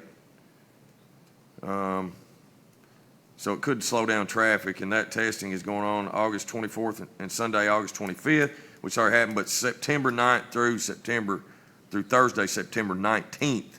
So September 9th through Thursday, September 19th. And so we'll get that stuff actually out on Facebook too, Robin. If we can, we'll get with Jill and make sure that we give people plenty of notice. I would ask the court members, if y'all see that, to please share that, just so people. That's not a may slow down traffic, that will slow Yeah, down yeah, traffic. yeah. I think that the 104 exit, I believe, is involved in that as well. But they got a good PR person to say may instead of will, you know. Yeah, Yeah. they know how to sugarcoat it, yeah. All right, that's the end of my report. Comments from magistrates? Yes, sir. Steve? Couple things. I know Tom's mentioned it several times, and I don't know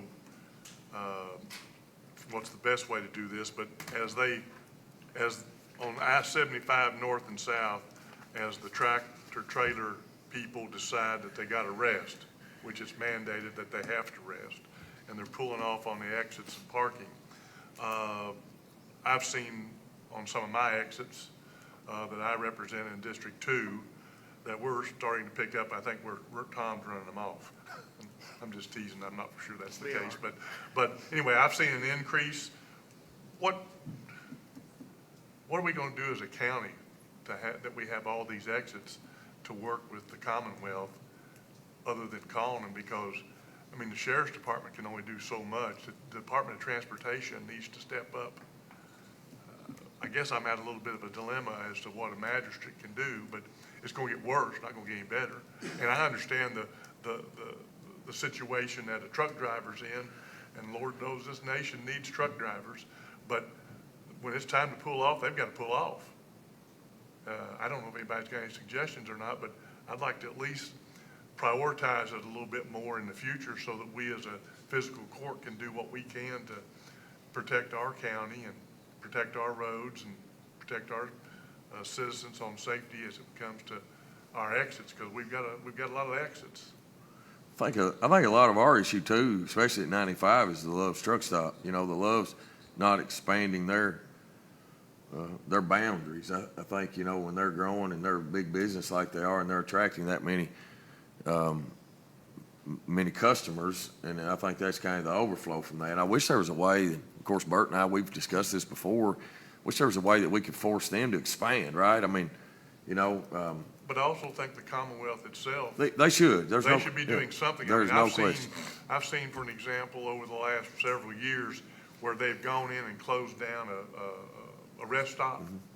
Perfect situation where they could have torn the buildings down and left the parking lots there for drivers to spend the night and get their time in and then go on back out. But if the Commonwealth doesn't do it, it's not going to happen because they've got all the right-of-ways and everything on the interstate.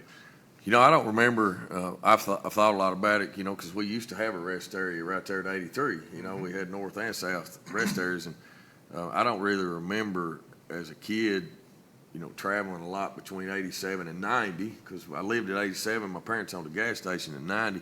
You know, I don't remember having truckers sitting on the interstate like that, and I wonder sometimes was it because we had rest area then, that the ones that didn't go to the truck stop. Well, I think they've mandated it on the driving conditions, insurance, and other things like that. They've mandated that they can only drive for so many hours, and they have to shut down. Mm-hmm. And some of the providers have equipment in the tractor trailer to make them shut down. Yeah, I think one thing that'd be good for all of us is to encourage our legislative members that represent us. You know, we have 5 of them that let them know our concern. I think we could especially even take some pictures and videos and some things like that to have the. I have had conversations with the District 7, Kelly Baker, on, you know, this concern. I mean, we work with Tony and Sheriff a lot and trying to. Of course, y'all go out there and it gets okay for a little bit, and then, you know, I mean, y'all could do it, I think, every night, you know. Yeah. We're not going to fix that. Yeah. No, but we can be a catalyst to work with people to try to fix it, Billy Ray. To ignore it is not a good thing. For me personally, I'd rather see them park on the interstate itself on the side than I had on those exits, because not only do they tear up the emergency lane on the exit, You know, they tear down any signs that may be posted around through there. I mean, they just destroy it. And I'm gonna tell you something, you guys have been doing a good job out there at that 83 exit, moving them off, and they have to do that. That is one of the most heavily trafficked, I guess, exit. I know there's been several Saturdays when the traffic has been backed up onto the interstate. I mean, interstate traffic was actually slowed down a mile back before the exit because of people trying to get off there at Buc-ee's.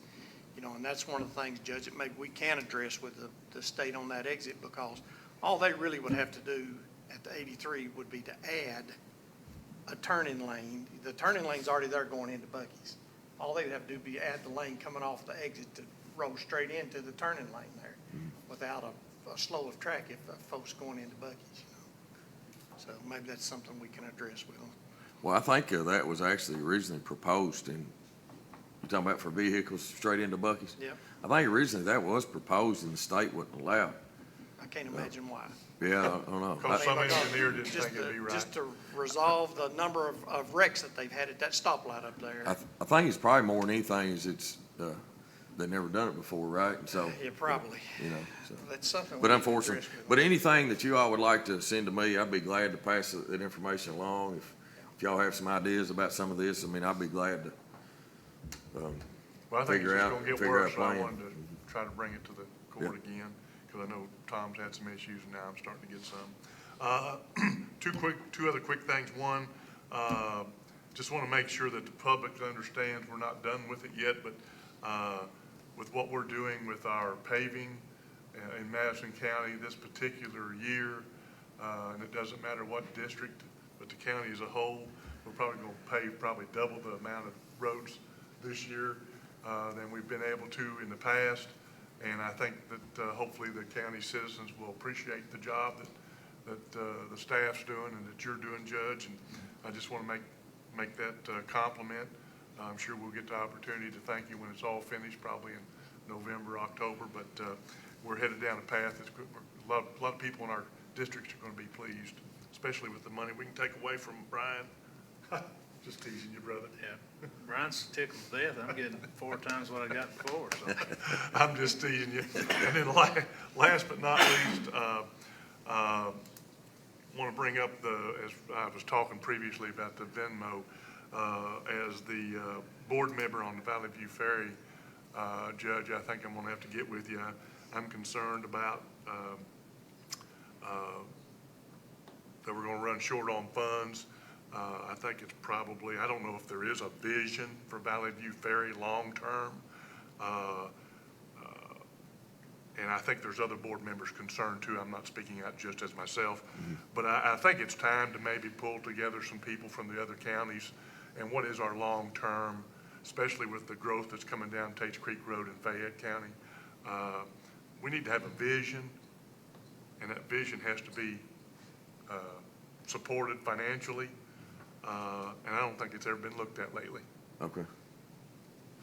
Be open to any kind of, we can set up any kind of meeting with those elected officials. I'll try to get. Because there's really, 4 partners in this Valley View Ferry. Department of Transportation's involved too. That's right. Yes. They're, I can't say the state, but transportation's the 4th. You have Jessamine, Fayette, Madison, and then the transportation. Well, a lot of cabinet. times I find that State. we have people on this board that are citizens. A lot of them don't necessarily know how government works. Some of them they're all fine people, and they all love Valley View Ferry. But I could see this thing coming down the road. It's not going to be a train wreck. That's not what I'm trying to imply here. But you have to plan for the future, and I really don't see that happening. Okay. Thank you. Sure would be great if there's a bridge out there. Sure would be, but that one's not going to happen unless the people over there in that state capitol decide. Yeah, that's true there. So, you good? Is that it? Yes, sir. All That's right, it. Thank you. Billy Wright? I'm good. I got these young, y'all gonna speak? Okay, so I just want to recognize you, but I'm glad you're gonna speak, but I don't have anything, so all's well. Tom? I don't have a lot today either, Judge. I have received a lot of phone calls here about the city's proposed development out on Hampton Way in Congleton, and I've looked at that, and I've looked at some of the drawings over there. For me personally, it's a no-go, but that's for the city to make that decision on that. And so, anyway, I think they have a meeting tonight, as a matter of fact, on that. Also, if anybody needs me, they can reach me at 200-9765. Thank you, buddy. Brian? Just echo the paving and got a lot of mowing and stuff going on, and just be careful around those areas. Watch out for our workers and keep them in mind. Probably should have said this during the Venmo discussion, but we really appreciate those that are willing to donate to the animal shelter and to go above and beyond. And so we do appreciate that. And other than that, Judge, just glad to be here. Glad you're here. Kenny? Yes, sir. Go say again, we need precinct officers, $225 for November 5th on Election Day, $16 an hour for the Thursday, Friday, and Saturday before the election. You can go to our website, madisoncountyclerk.us, and sign up, or you can go to the Secretary of State's website at govoteky.gov. All right. Thank you, buddy. Counselor, you good? Tony, you got anything? You good? All right. Comments from department heads. Anybody need to address the court today? All right. Comments from audience? Anybody need to address the court today?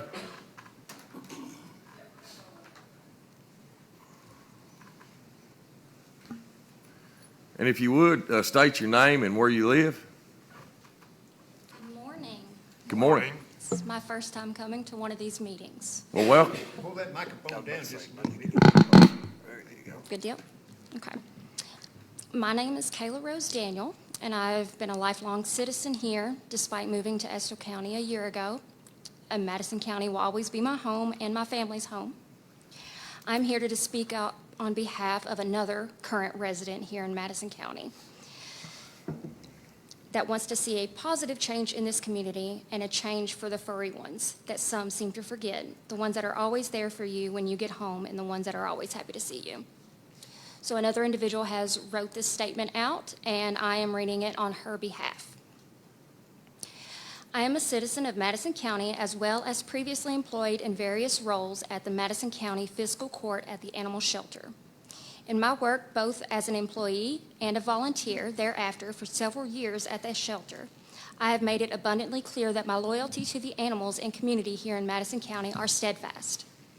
I consider myself a realist, and I understand the limitations shelters have and the purpose they serve. I'm not here to advocate for no-kill policies. No-kill status does not equate to a safer shelter or even a good one.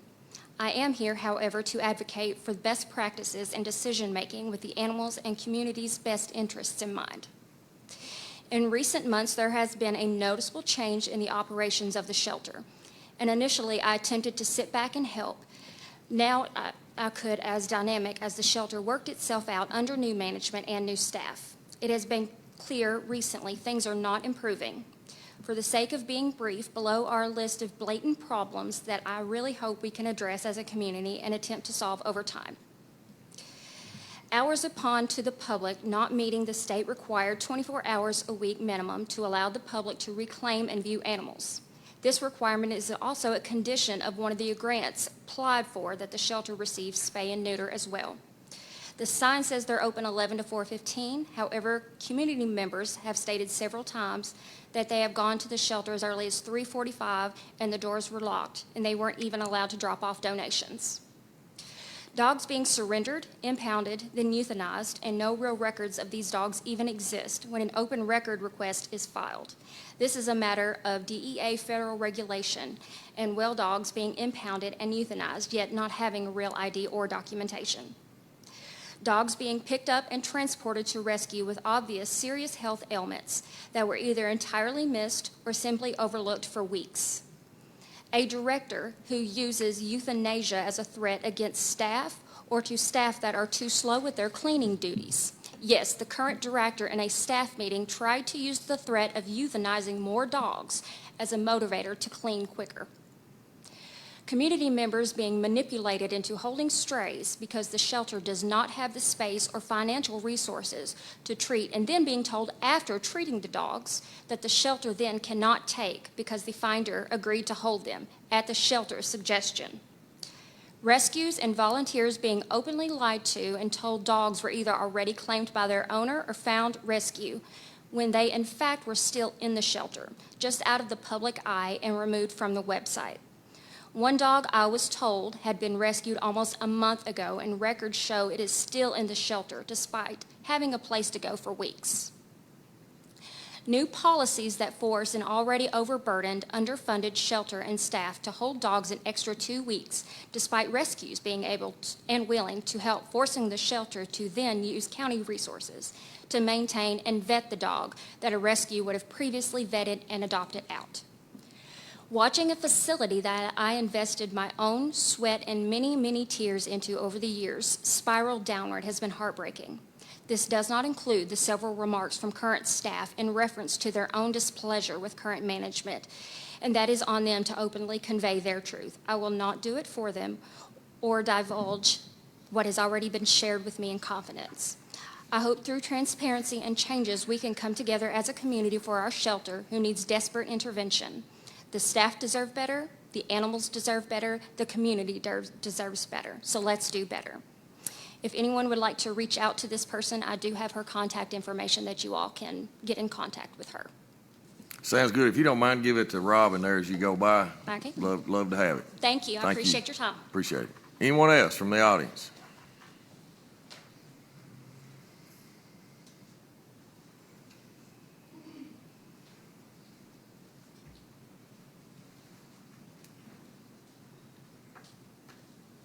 Hi, my name is Casey Potter. I am founder and director at Black Cat Animal Rescue. We are technically in Garrett County, but right outside of Madison. Where do you live, ma'am? Do you live in Madison County? I live, well, my mailing address says Berea. I live on Berea, Copper okay. Creek Road. Yeah, okay. But we take a lot of animals from Berea. Just wondering why he's shaking his head, but that's okay. Since April 2022, we've adopted out 191 animals. I have a lot of questions. I'm sorry. I don't know if you I'm guys sorry. can. Yeah. Who was shaking his head? The man in the checkered shirt. I was shaking my head.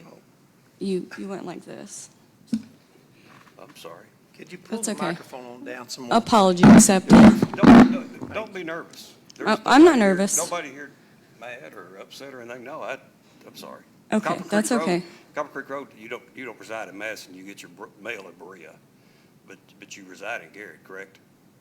I live in Garrett County technically, but I spend a lot of money in Berea. I rescue animals from Berea and Richmond.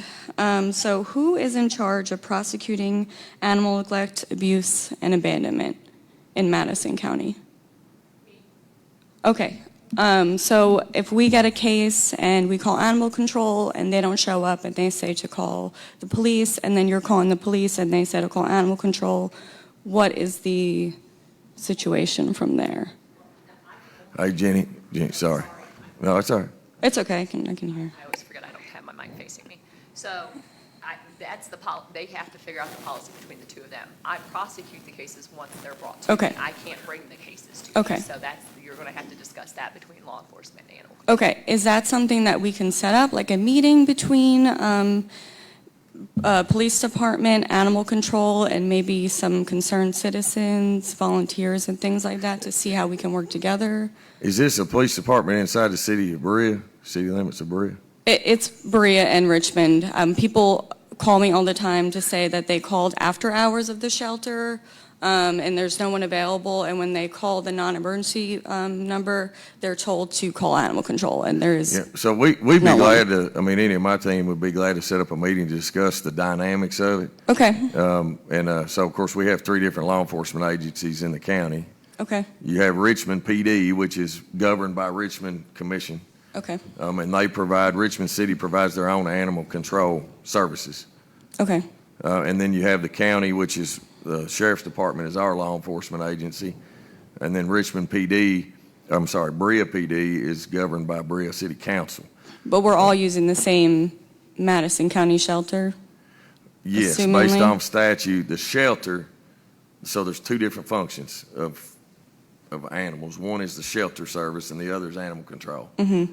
So Madison County Fiscal Court is responsible for providing animal shelter services to all of Madison County, Okay. including the city of Richmond and city of Berea.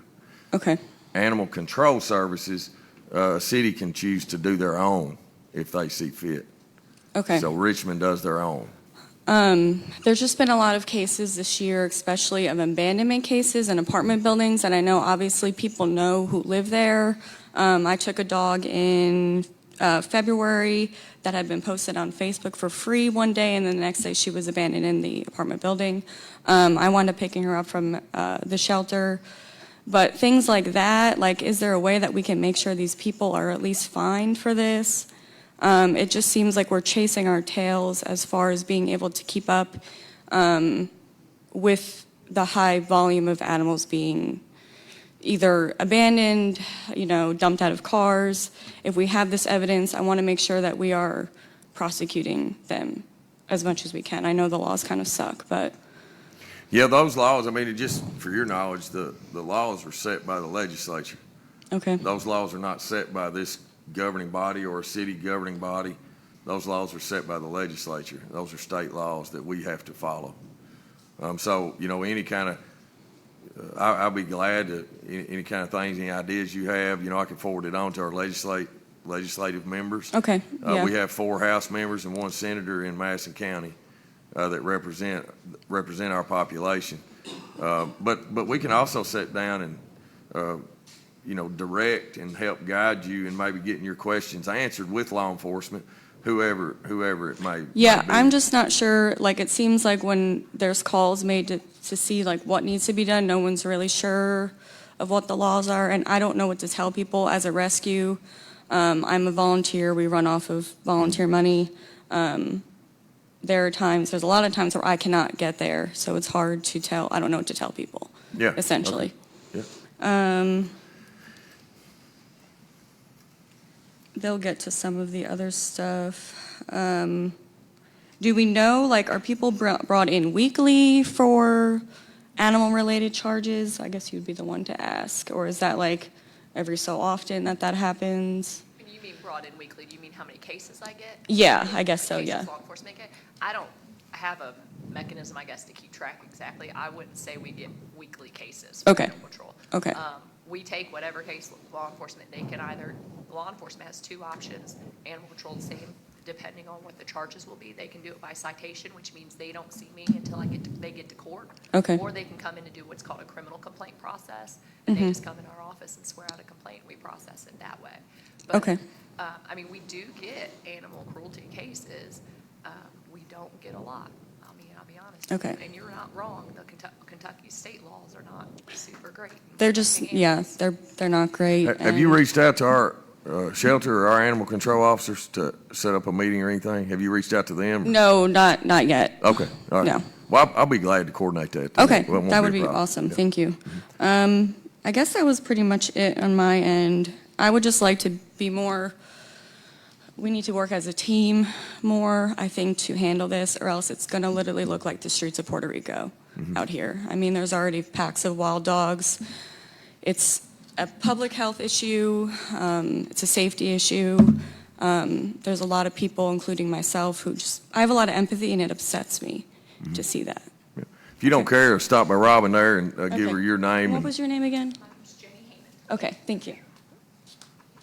she's the Madison County Attorney, just so you have a title that goes with it. But anyone else?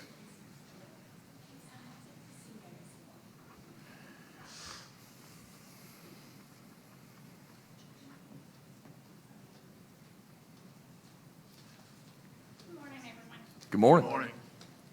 My name's Erica. I reside in Richmond. I was born and raised here. I don't want to repeat anything and waste any time, but I'm kind of on the same page, and I have 2 things that I wanted to address on returning calls and who to call. I live in Richmond city limits, and when we moved here a year ago, we've had a lot of issues, a lot of personal issues that I've seen firsthand. I've called during hours. I don't get return calls. I've watched animals die. I've watched animals be addressed, and then they leave, and nothing happens. I've watched multiple puppies die. So what is a good return rate for phone calls? Like, do they have to call back within a certain time, or? Ma'am, do you know who you're calling if you live inside the city limits of Richmond? Well, I know that has recently changed, but I called code enforcement yesterday. I called Madison County yesterday. I ended up having to call the Richmond Police Department, and they actually got code enforcement to come out, and it's very disheartening. My children see this every day getting off the bus. I'm trying not to get emotional, because my daughter That's okay. cries. My Yeah. daughter cries to me. She watches puppies die at the corner of our street. So just to give you, so I'm gonna try to answer your question best I can. So if it's anything to do with Madison County Fiscal Court, I mean, somebody should call you back within, I'm gonna say 24 hours. I mean, Right. you should get a call back. Now, what I also hear you saying though is the responsibility of your situation comes from the city of Richmond, which is the city commission, Which wouldn't be addressed here, right? which won't be addressed here. It would be addressed, I mean, they have a meeting tonight at 6 o'clock with the mayor and the four commissioners that govern the city of Richmond. Previous administrations with the city of Richmond chose to do their own animal control several years ago. And so we don't provide those services inside. It's even been confusing internally for I can Richmond imagine. city employees and Richmond PD. But they chose to do their own animal control. So any of those calls that deal with animal control inside the city limits would go to the city of Richmond and their codes office. Right. It would not come to us. I wish, I have gotten through to Madison County a few times, and they've not relayed that message to me. They'll, say they're gonna send somebody out, and then nothing ever proceeds, so they haven't relayed that message to me either. I guess the only thing is kind of what Casey was talking about. What would be, I guess what I'm asking, if a control officer of any comes up and there's a dog that is dying or dead puppies, I mean, just all the awful things that you could see. The particular dogs I'm talking about are on 100 Overland Drive, and they are not being taken care of. I called yesterday. There is a small puppy, probably a medium-sized dog. It's in a medium-sized crate. It cannot turn around. It has a bowl in there, whether it has food or water, I do not know.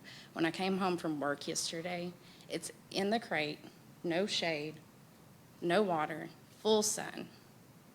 No response until I called the police department. And then they came and spoke to them. And nothing was done. The puppy's still there. The mom's tied on a cable that's about this long. And I'm just not, as a citizen, not sure what to do to get this resolved. And they've been there multiple times, so I really like solutions. I'm not against the shelter. I'm not against anybody. I just want solutions and better conditions. So I can't answer that question because I'm not an animal control officer. Right. But, I'm sure that if you needed to reach somebody at our shelter, they would be willing to maybe try to answer some of those questions. They didn't answer me 4 times yesterday, so that's why I'm here. The I'm at a Madison loss. County Animal Shelter did not answer your call They 4 did times not. yesterday? Okay.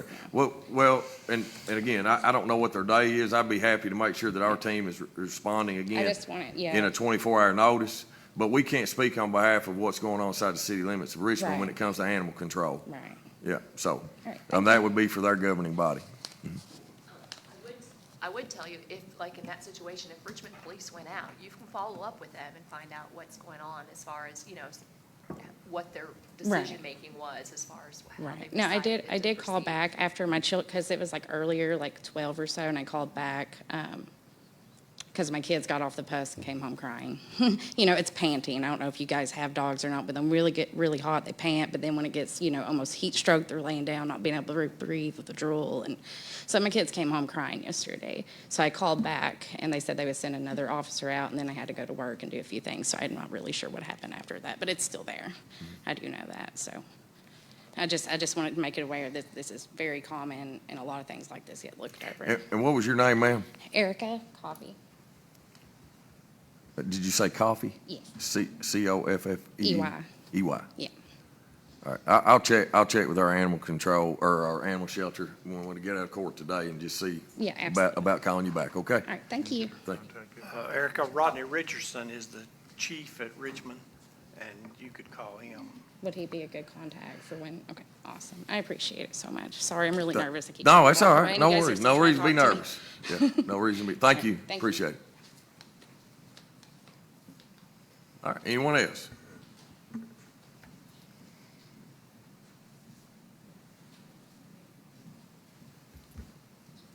Hello, Hello, good morning. Good morning. My name is Dakota Rollins, and I am a citizen of Madison County. I was born and raised here, and I've been doing animal rescue on and off since I was 16 years old in Madison County. I think I just want to start off by saying, do any of you all have animals, dogs, cats, farm animals? Everybody, I assume? Did any of you get them from the shelter? I have before, yes. No. I have before, yes. You had before, yes. Has it been within the last 6 months? No, ma'am. In the last 6 months, the shelter conditions are unfathomable. The smell of ammonia when you get to the parking lot is enough that it is considered a health crisis, not just for the people, but for the animals.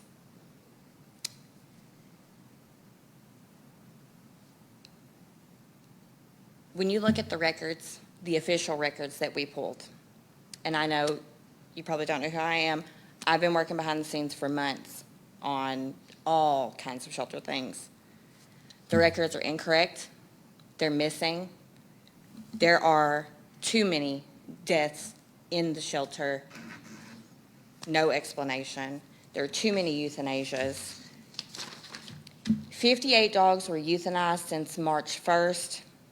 22 were dead at the shelter. That's 80 of the total 200 dogs that were listed on the record. That's 40% just since March. Does anybody think that those numbers are too high?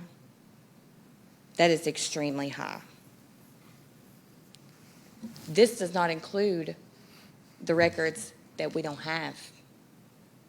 We're not getting all the records. And what we are getting is very, very hit and miss. The information is not there. Someone is not documenting correctly.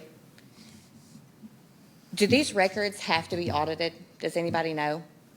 Does the fiscal court audit these records? I'm not aware of it. I don't think No auditing. Yeah, so where did you get your numbers from? From the records that were pulled by Lee. I created the spreadsheet that you were given a copy of, where we took all the information and put it into one spreadsheet that was easy to look at.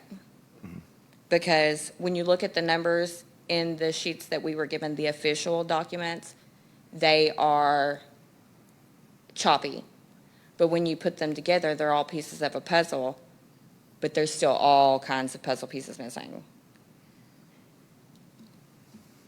You have dogs that are receiving intake numbers months after they've arrived, which means they were never entered in the system to begin with, and then when they were entered, they had to be backdated. When that happens, you get these missing infos. Lee requested a second set of records, official documents, to see what the missing info was. And it's very convenient that a lot of the missing info is now on the hand-typed sheet that we received instead of official document pages.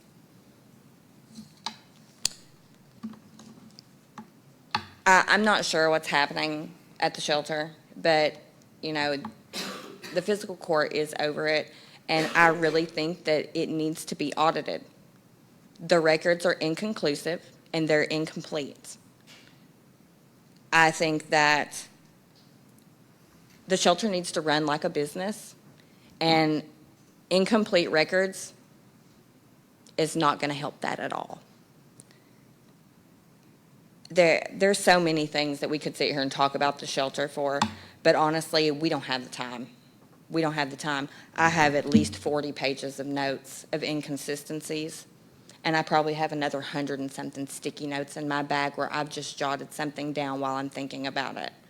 After looking at the records, I have coordinated with not only Lee, but there are several others. Erica, all of us have been over the records. We've had get-togethers. There are records that we can piece that you all don't even have information for. How long have you been involved at the shelter? How long have you been? I've been in the sidelines for a while, but nobody knows who I am. Well, I'm not asking if somebody, I just didn't know how long that you've been volunteering or participating with the shelter. I have not been volunteering at the shelter, but volunteers are not allowed at the shelter. They're denied. Working with rescues. How long have you been working with Madison 16 County Animal years. Shelter? How long? 16 years, since I was 16 years old. So you've been working with Madison County Animal Shelter for 16 years? Madison County Animal Shelter hardly ever allows volunteers, and only when they do allow volunteers, it is on a who-you-know basis. Yeah, okay, all right. I mean, again, I said there's just too much. There's too much. I think that your employees need to be reevaluated. I don't know what your policy is on fraternization or conflict of interest, but there's some issues there as well. I think that I do know that you all have someone who is supposed to handle social media, networking, fundraising, community events, exposure for the animals. There's been a handful of posts. If you look back at the Madison County Animal Shelter page, there's been very few posts. There's no post of, we found this dog, we lost this dog. If you look back further on before the new director, there is tons of posts. People were reunited with their animals. And just like the foster care system, this is about reunification. We want to reunify these dogs. And that's why we are out here picking up stray dogs that the Madison County Animal Shelter will not pick up because they say they're full. Stray hold, that they're not allowed to do that. That's a law. I mean, we're out here sacrificing. And I'm not a stay-at-home mom. I work a full-time job, 80 hours a week. Sometimes I pull 24-hour shifts by my own doing because I own my own company. I work my tail off full-time. I have 2 small children, 1 in school, and then I do this full-time as well. I mean, I sleep 2 or 3 hours a night to help the animals of this community.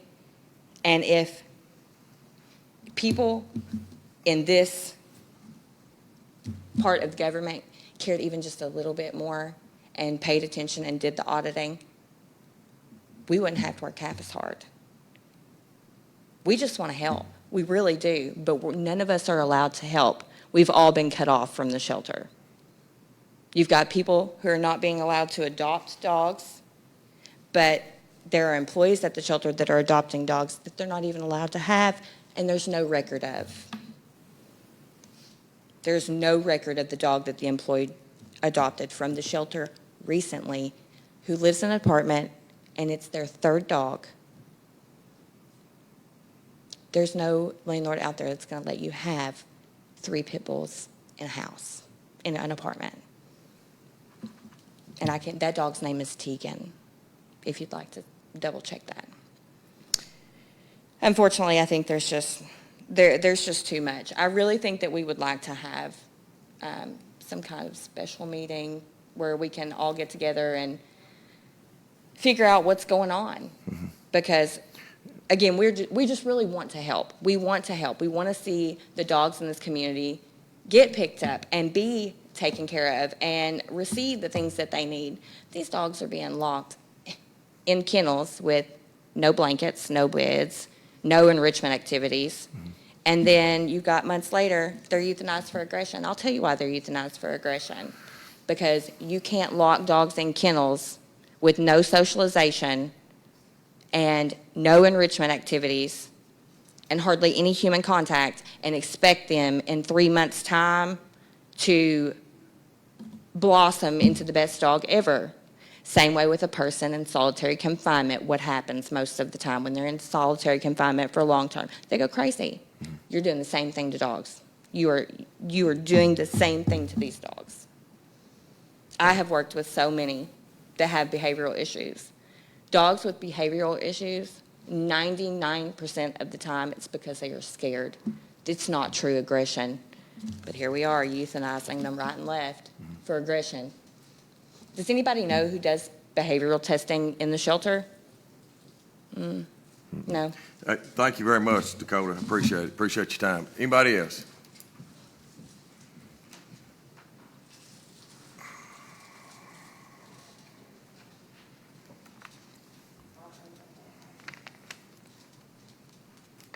Good morning. Good morning.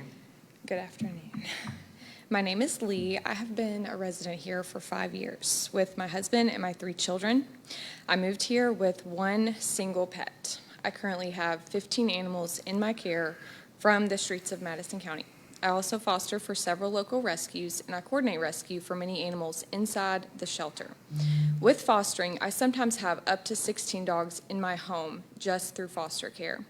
I'm blessed to have a passion and drive for helping animals. However, even all the time and money and land in the world cannot save everything in this community alone. Even Madison County Animal Shelter cannot physically house all of the strays and loose animals in both Berea and Richmond.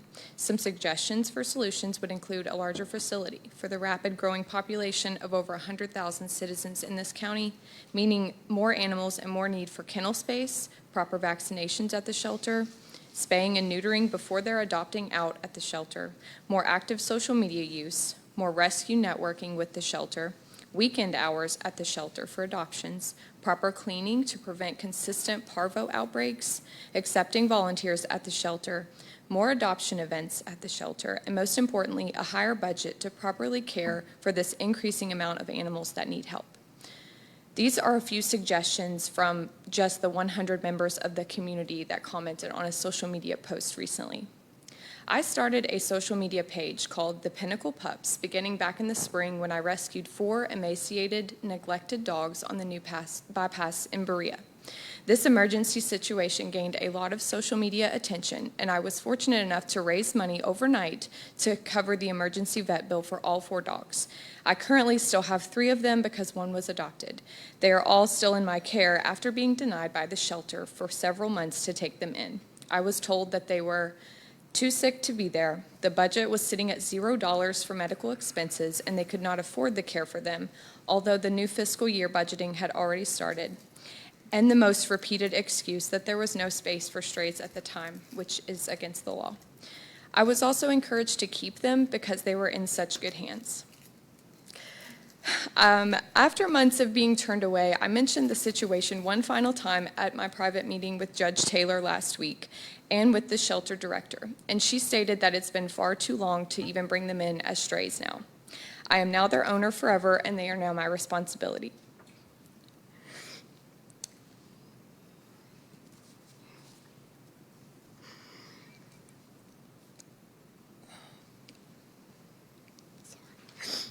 I say this because I think there needs to be more transparency with every part of the situation. When Officer Goforth with Berea Police Department was there with me on the scene of these dogs, he called animal control himself. He was very disappointed with the way. Sorry. Hang on just a second. I'm so sorry.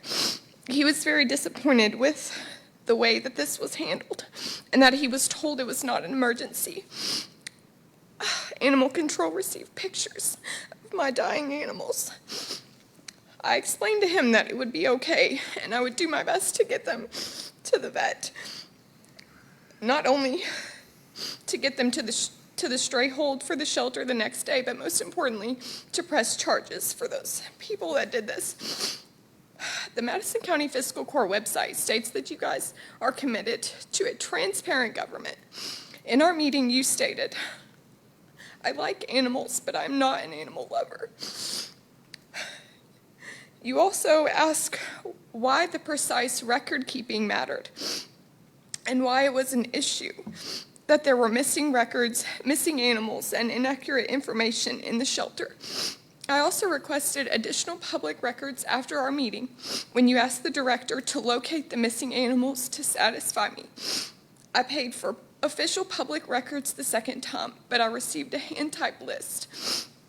I would also like to say, I hope that this can all get better, and I hope that this can change. I don't know exactly what's qualified as an emergency. The law states that any animal in danger to itself or others is required to be picked up by animal control, but during or after hours. This could be as simple as a dog running through traffic because the dog is at risk of itself and other people driving. I'm not sure what is qualified as an emergency and what is not. If this technically was not an emergency, that is okay, but the stray should not have been turned away the next day by the shelter.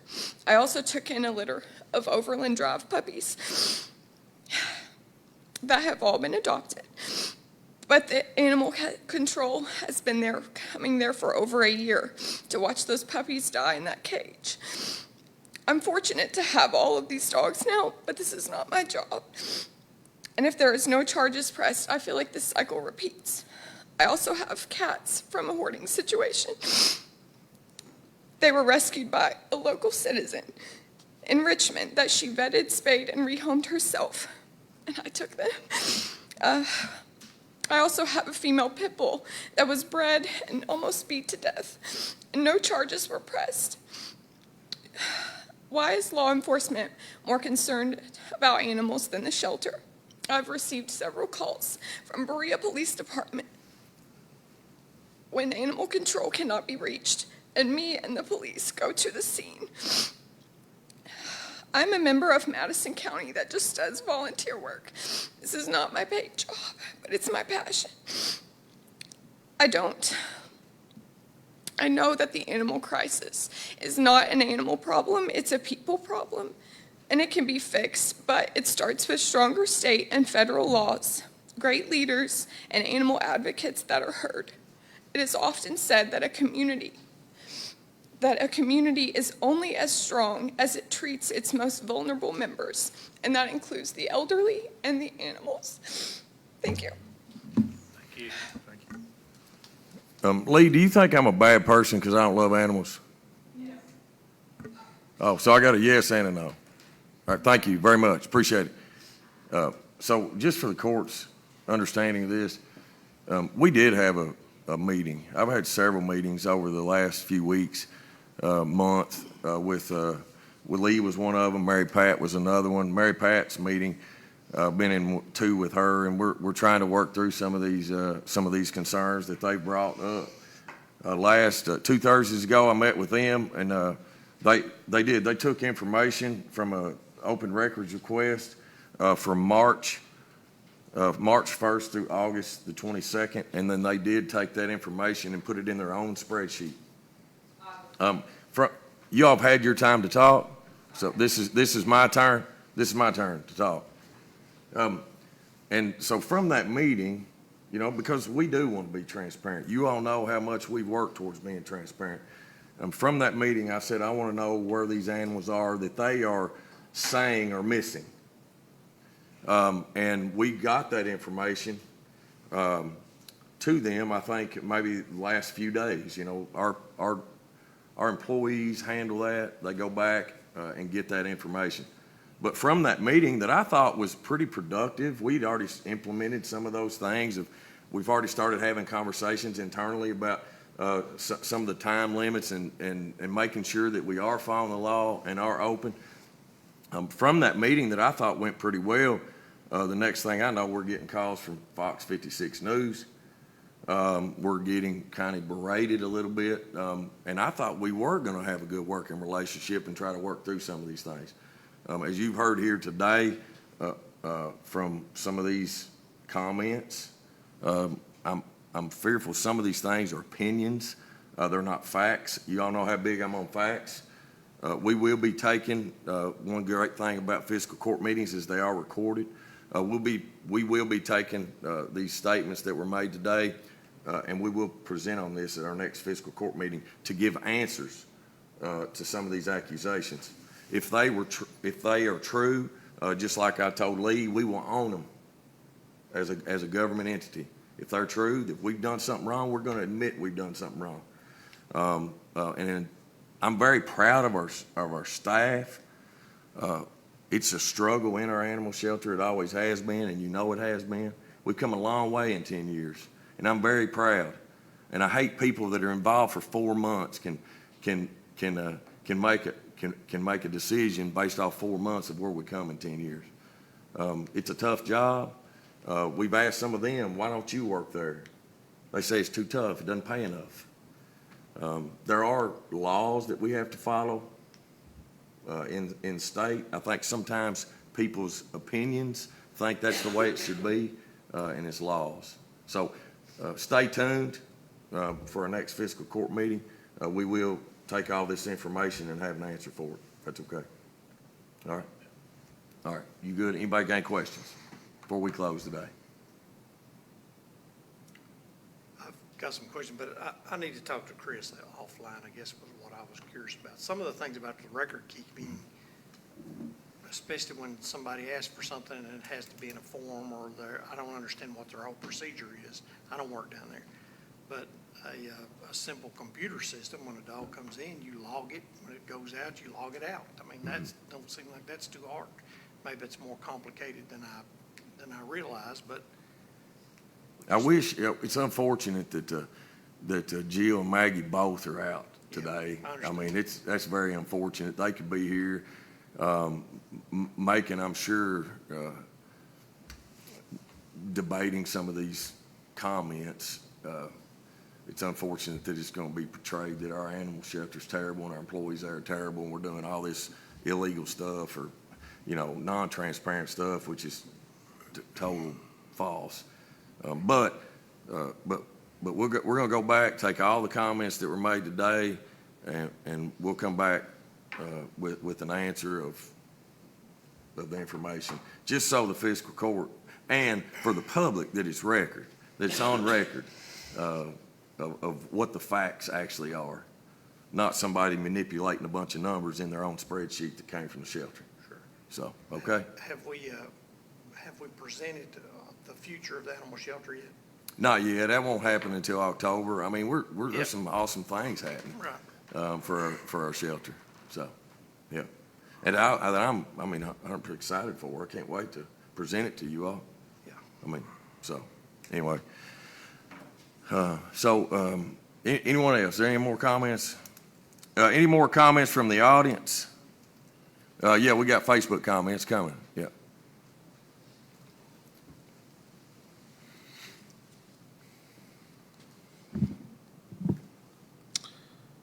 Joe Woodyard, what about batteries for the event on the 5th? Yes, sir. Yes. Batteries are accepted on the 5th. B. Brandy says wonderful programs at the Solid Waste Department. Steve Durham, if the amendment passes to allow charter schools, do you think the local school board would ask for their rates to be raised to make up the difference? It'd definitely be a question for the school board. I mean, they're elected officials and they have their meetings, and I would suggest to ask them that. Okay. What is the status of the Veterans Park at Whitehall Park that was announced a few years ago by the fiscal court? When is the target completion date? By Paul Souders. Yeah, thanks, Paul, for the question. That project's on the back burner. As much as we wanted to see that project go, there wasn't a lot of funding at the time for that. We still have the plans, and I would love at someday to see that actually come to fruition. It just hadn't happened yet. Some of the volunteers that were behind that had raised some of the funds, but I think they had a hard time raising some more funds, and it just kind of has died. So. Deborah Fennell has made a comment here that's really lengthy. I don't think I could read the whole thing, but couldn't agree more with the lady about referring to malpractice. There's an answer to everything. Euthanasia is not always it. I'm paraphrasing. People there are not caring for these animals humanely. At least until a precious animal can be found a good home, it needs a good place to be kept. That was paraphrasing. It's very lengthy. Pam Tillery Combs says, what's wrong with volunteers helping? That's a comment that we'll ask the shelter and we can answer it next time. I think everyone needs to remember what was said in the meeting and pay attention to the next meeting. Let's see if they change. If not, I'm hoping the community or your vote will. We need to utilize the service of getting the runaround for our taxpayer dollars. There needs to be a specific screening on who can adopt, etc. I can go on, but I will wait till next time. Who's that from? Tiffany Church. Okay. And Tina Martin asked the same question, why do they not allow volunteers, which we will address later. Yeah, we'll address that. That comes from leadership at our animal shelter to us of recommendations, and so we can look into it. Thank you, Chris, appreciate it. You know, Judge, I do want to say one more thing.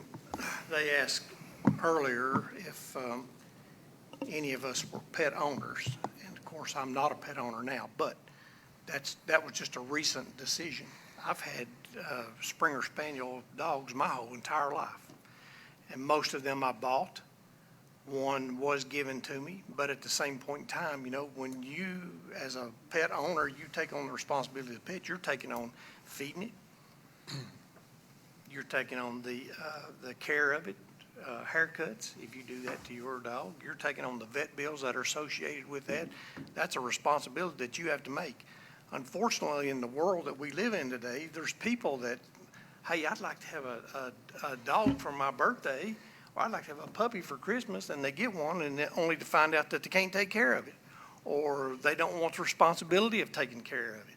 I mean, a lot of this and a lot of the things that they addressed, we've got issues, and we're going to look at those and address them. But they're talking about a lot of things that go back to the individual. If you're not able or you can't care for a pet, don't get a pet. If you can't take care of your dogs, don't get a dog.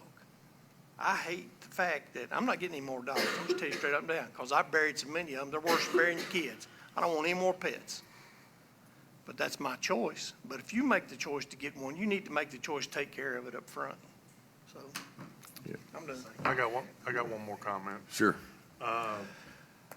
You know, we know that we've had some challenges and that we've got a great opportunity and that we're working on that opportunity to make our shelter better, to have a bigger and better one.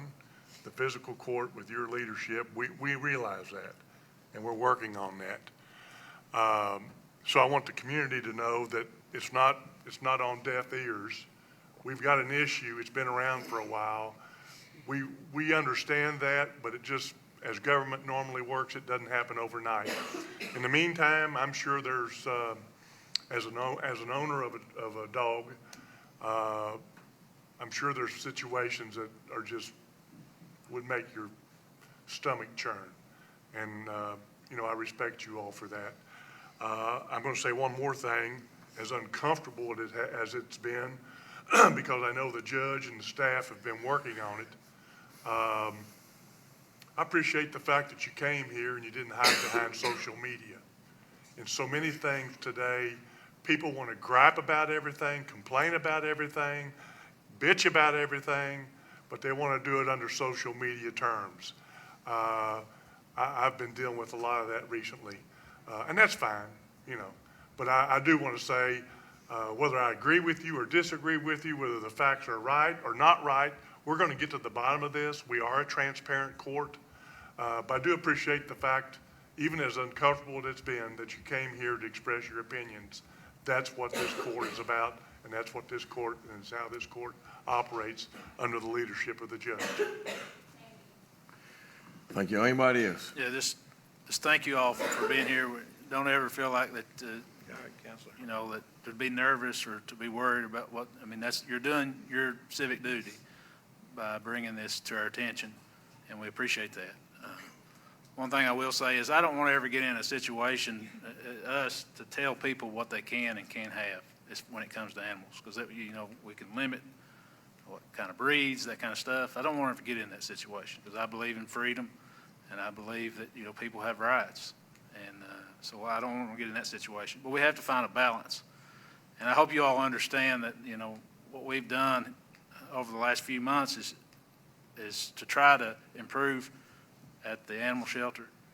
And we know that it's, you know, when it comes to staffing, it's been an issue. You know, it's not a job for everybody. You know, I love animals. I think more of my two dogs than I do most people. I'll just be honest with you. They greet me at the door every day, and they're excited to see me when everybody else could care less.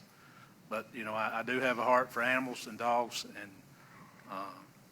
you know, I hate it that people, you know, there's people out there that are just terrible people that don't take care of their animals and don't care about, you know, seeing them taken care of.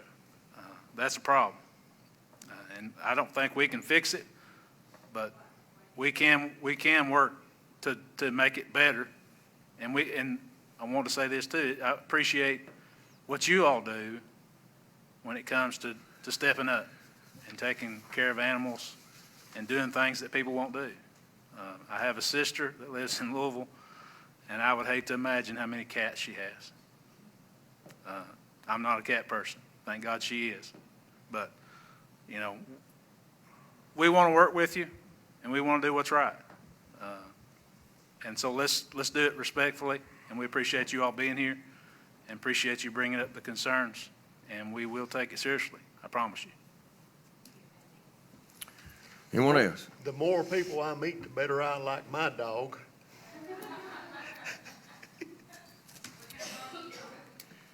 Pyrenees. All right. Got 3 of them. Anyone else? I need a motion and a second to pay the claims and approve the transfers. So moved. Second. Have a motion and a second. Any discussion? Call the roll, please. Master Hughes, Yes. Master Botkin. Yes. Master Combs. Yes. Master Lockmiller. Yes. Judge Taylor. Yes, next meeting, September 10th, 2024. That'll be back in Berea at Berea City Hall. Again, September 10th, 2024, back at Berea City Hall at 9:30 a.m. I need a motion and a second to adjourn. So moved. Second. Call the roll. Combs.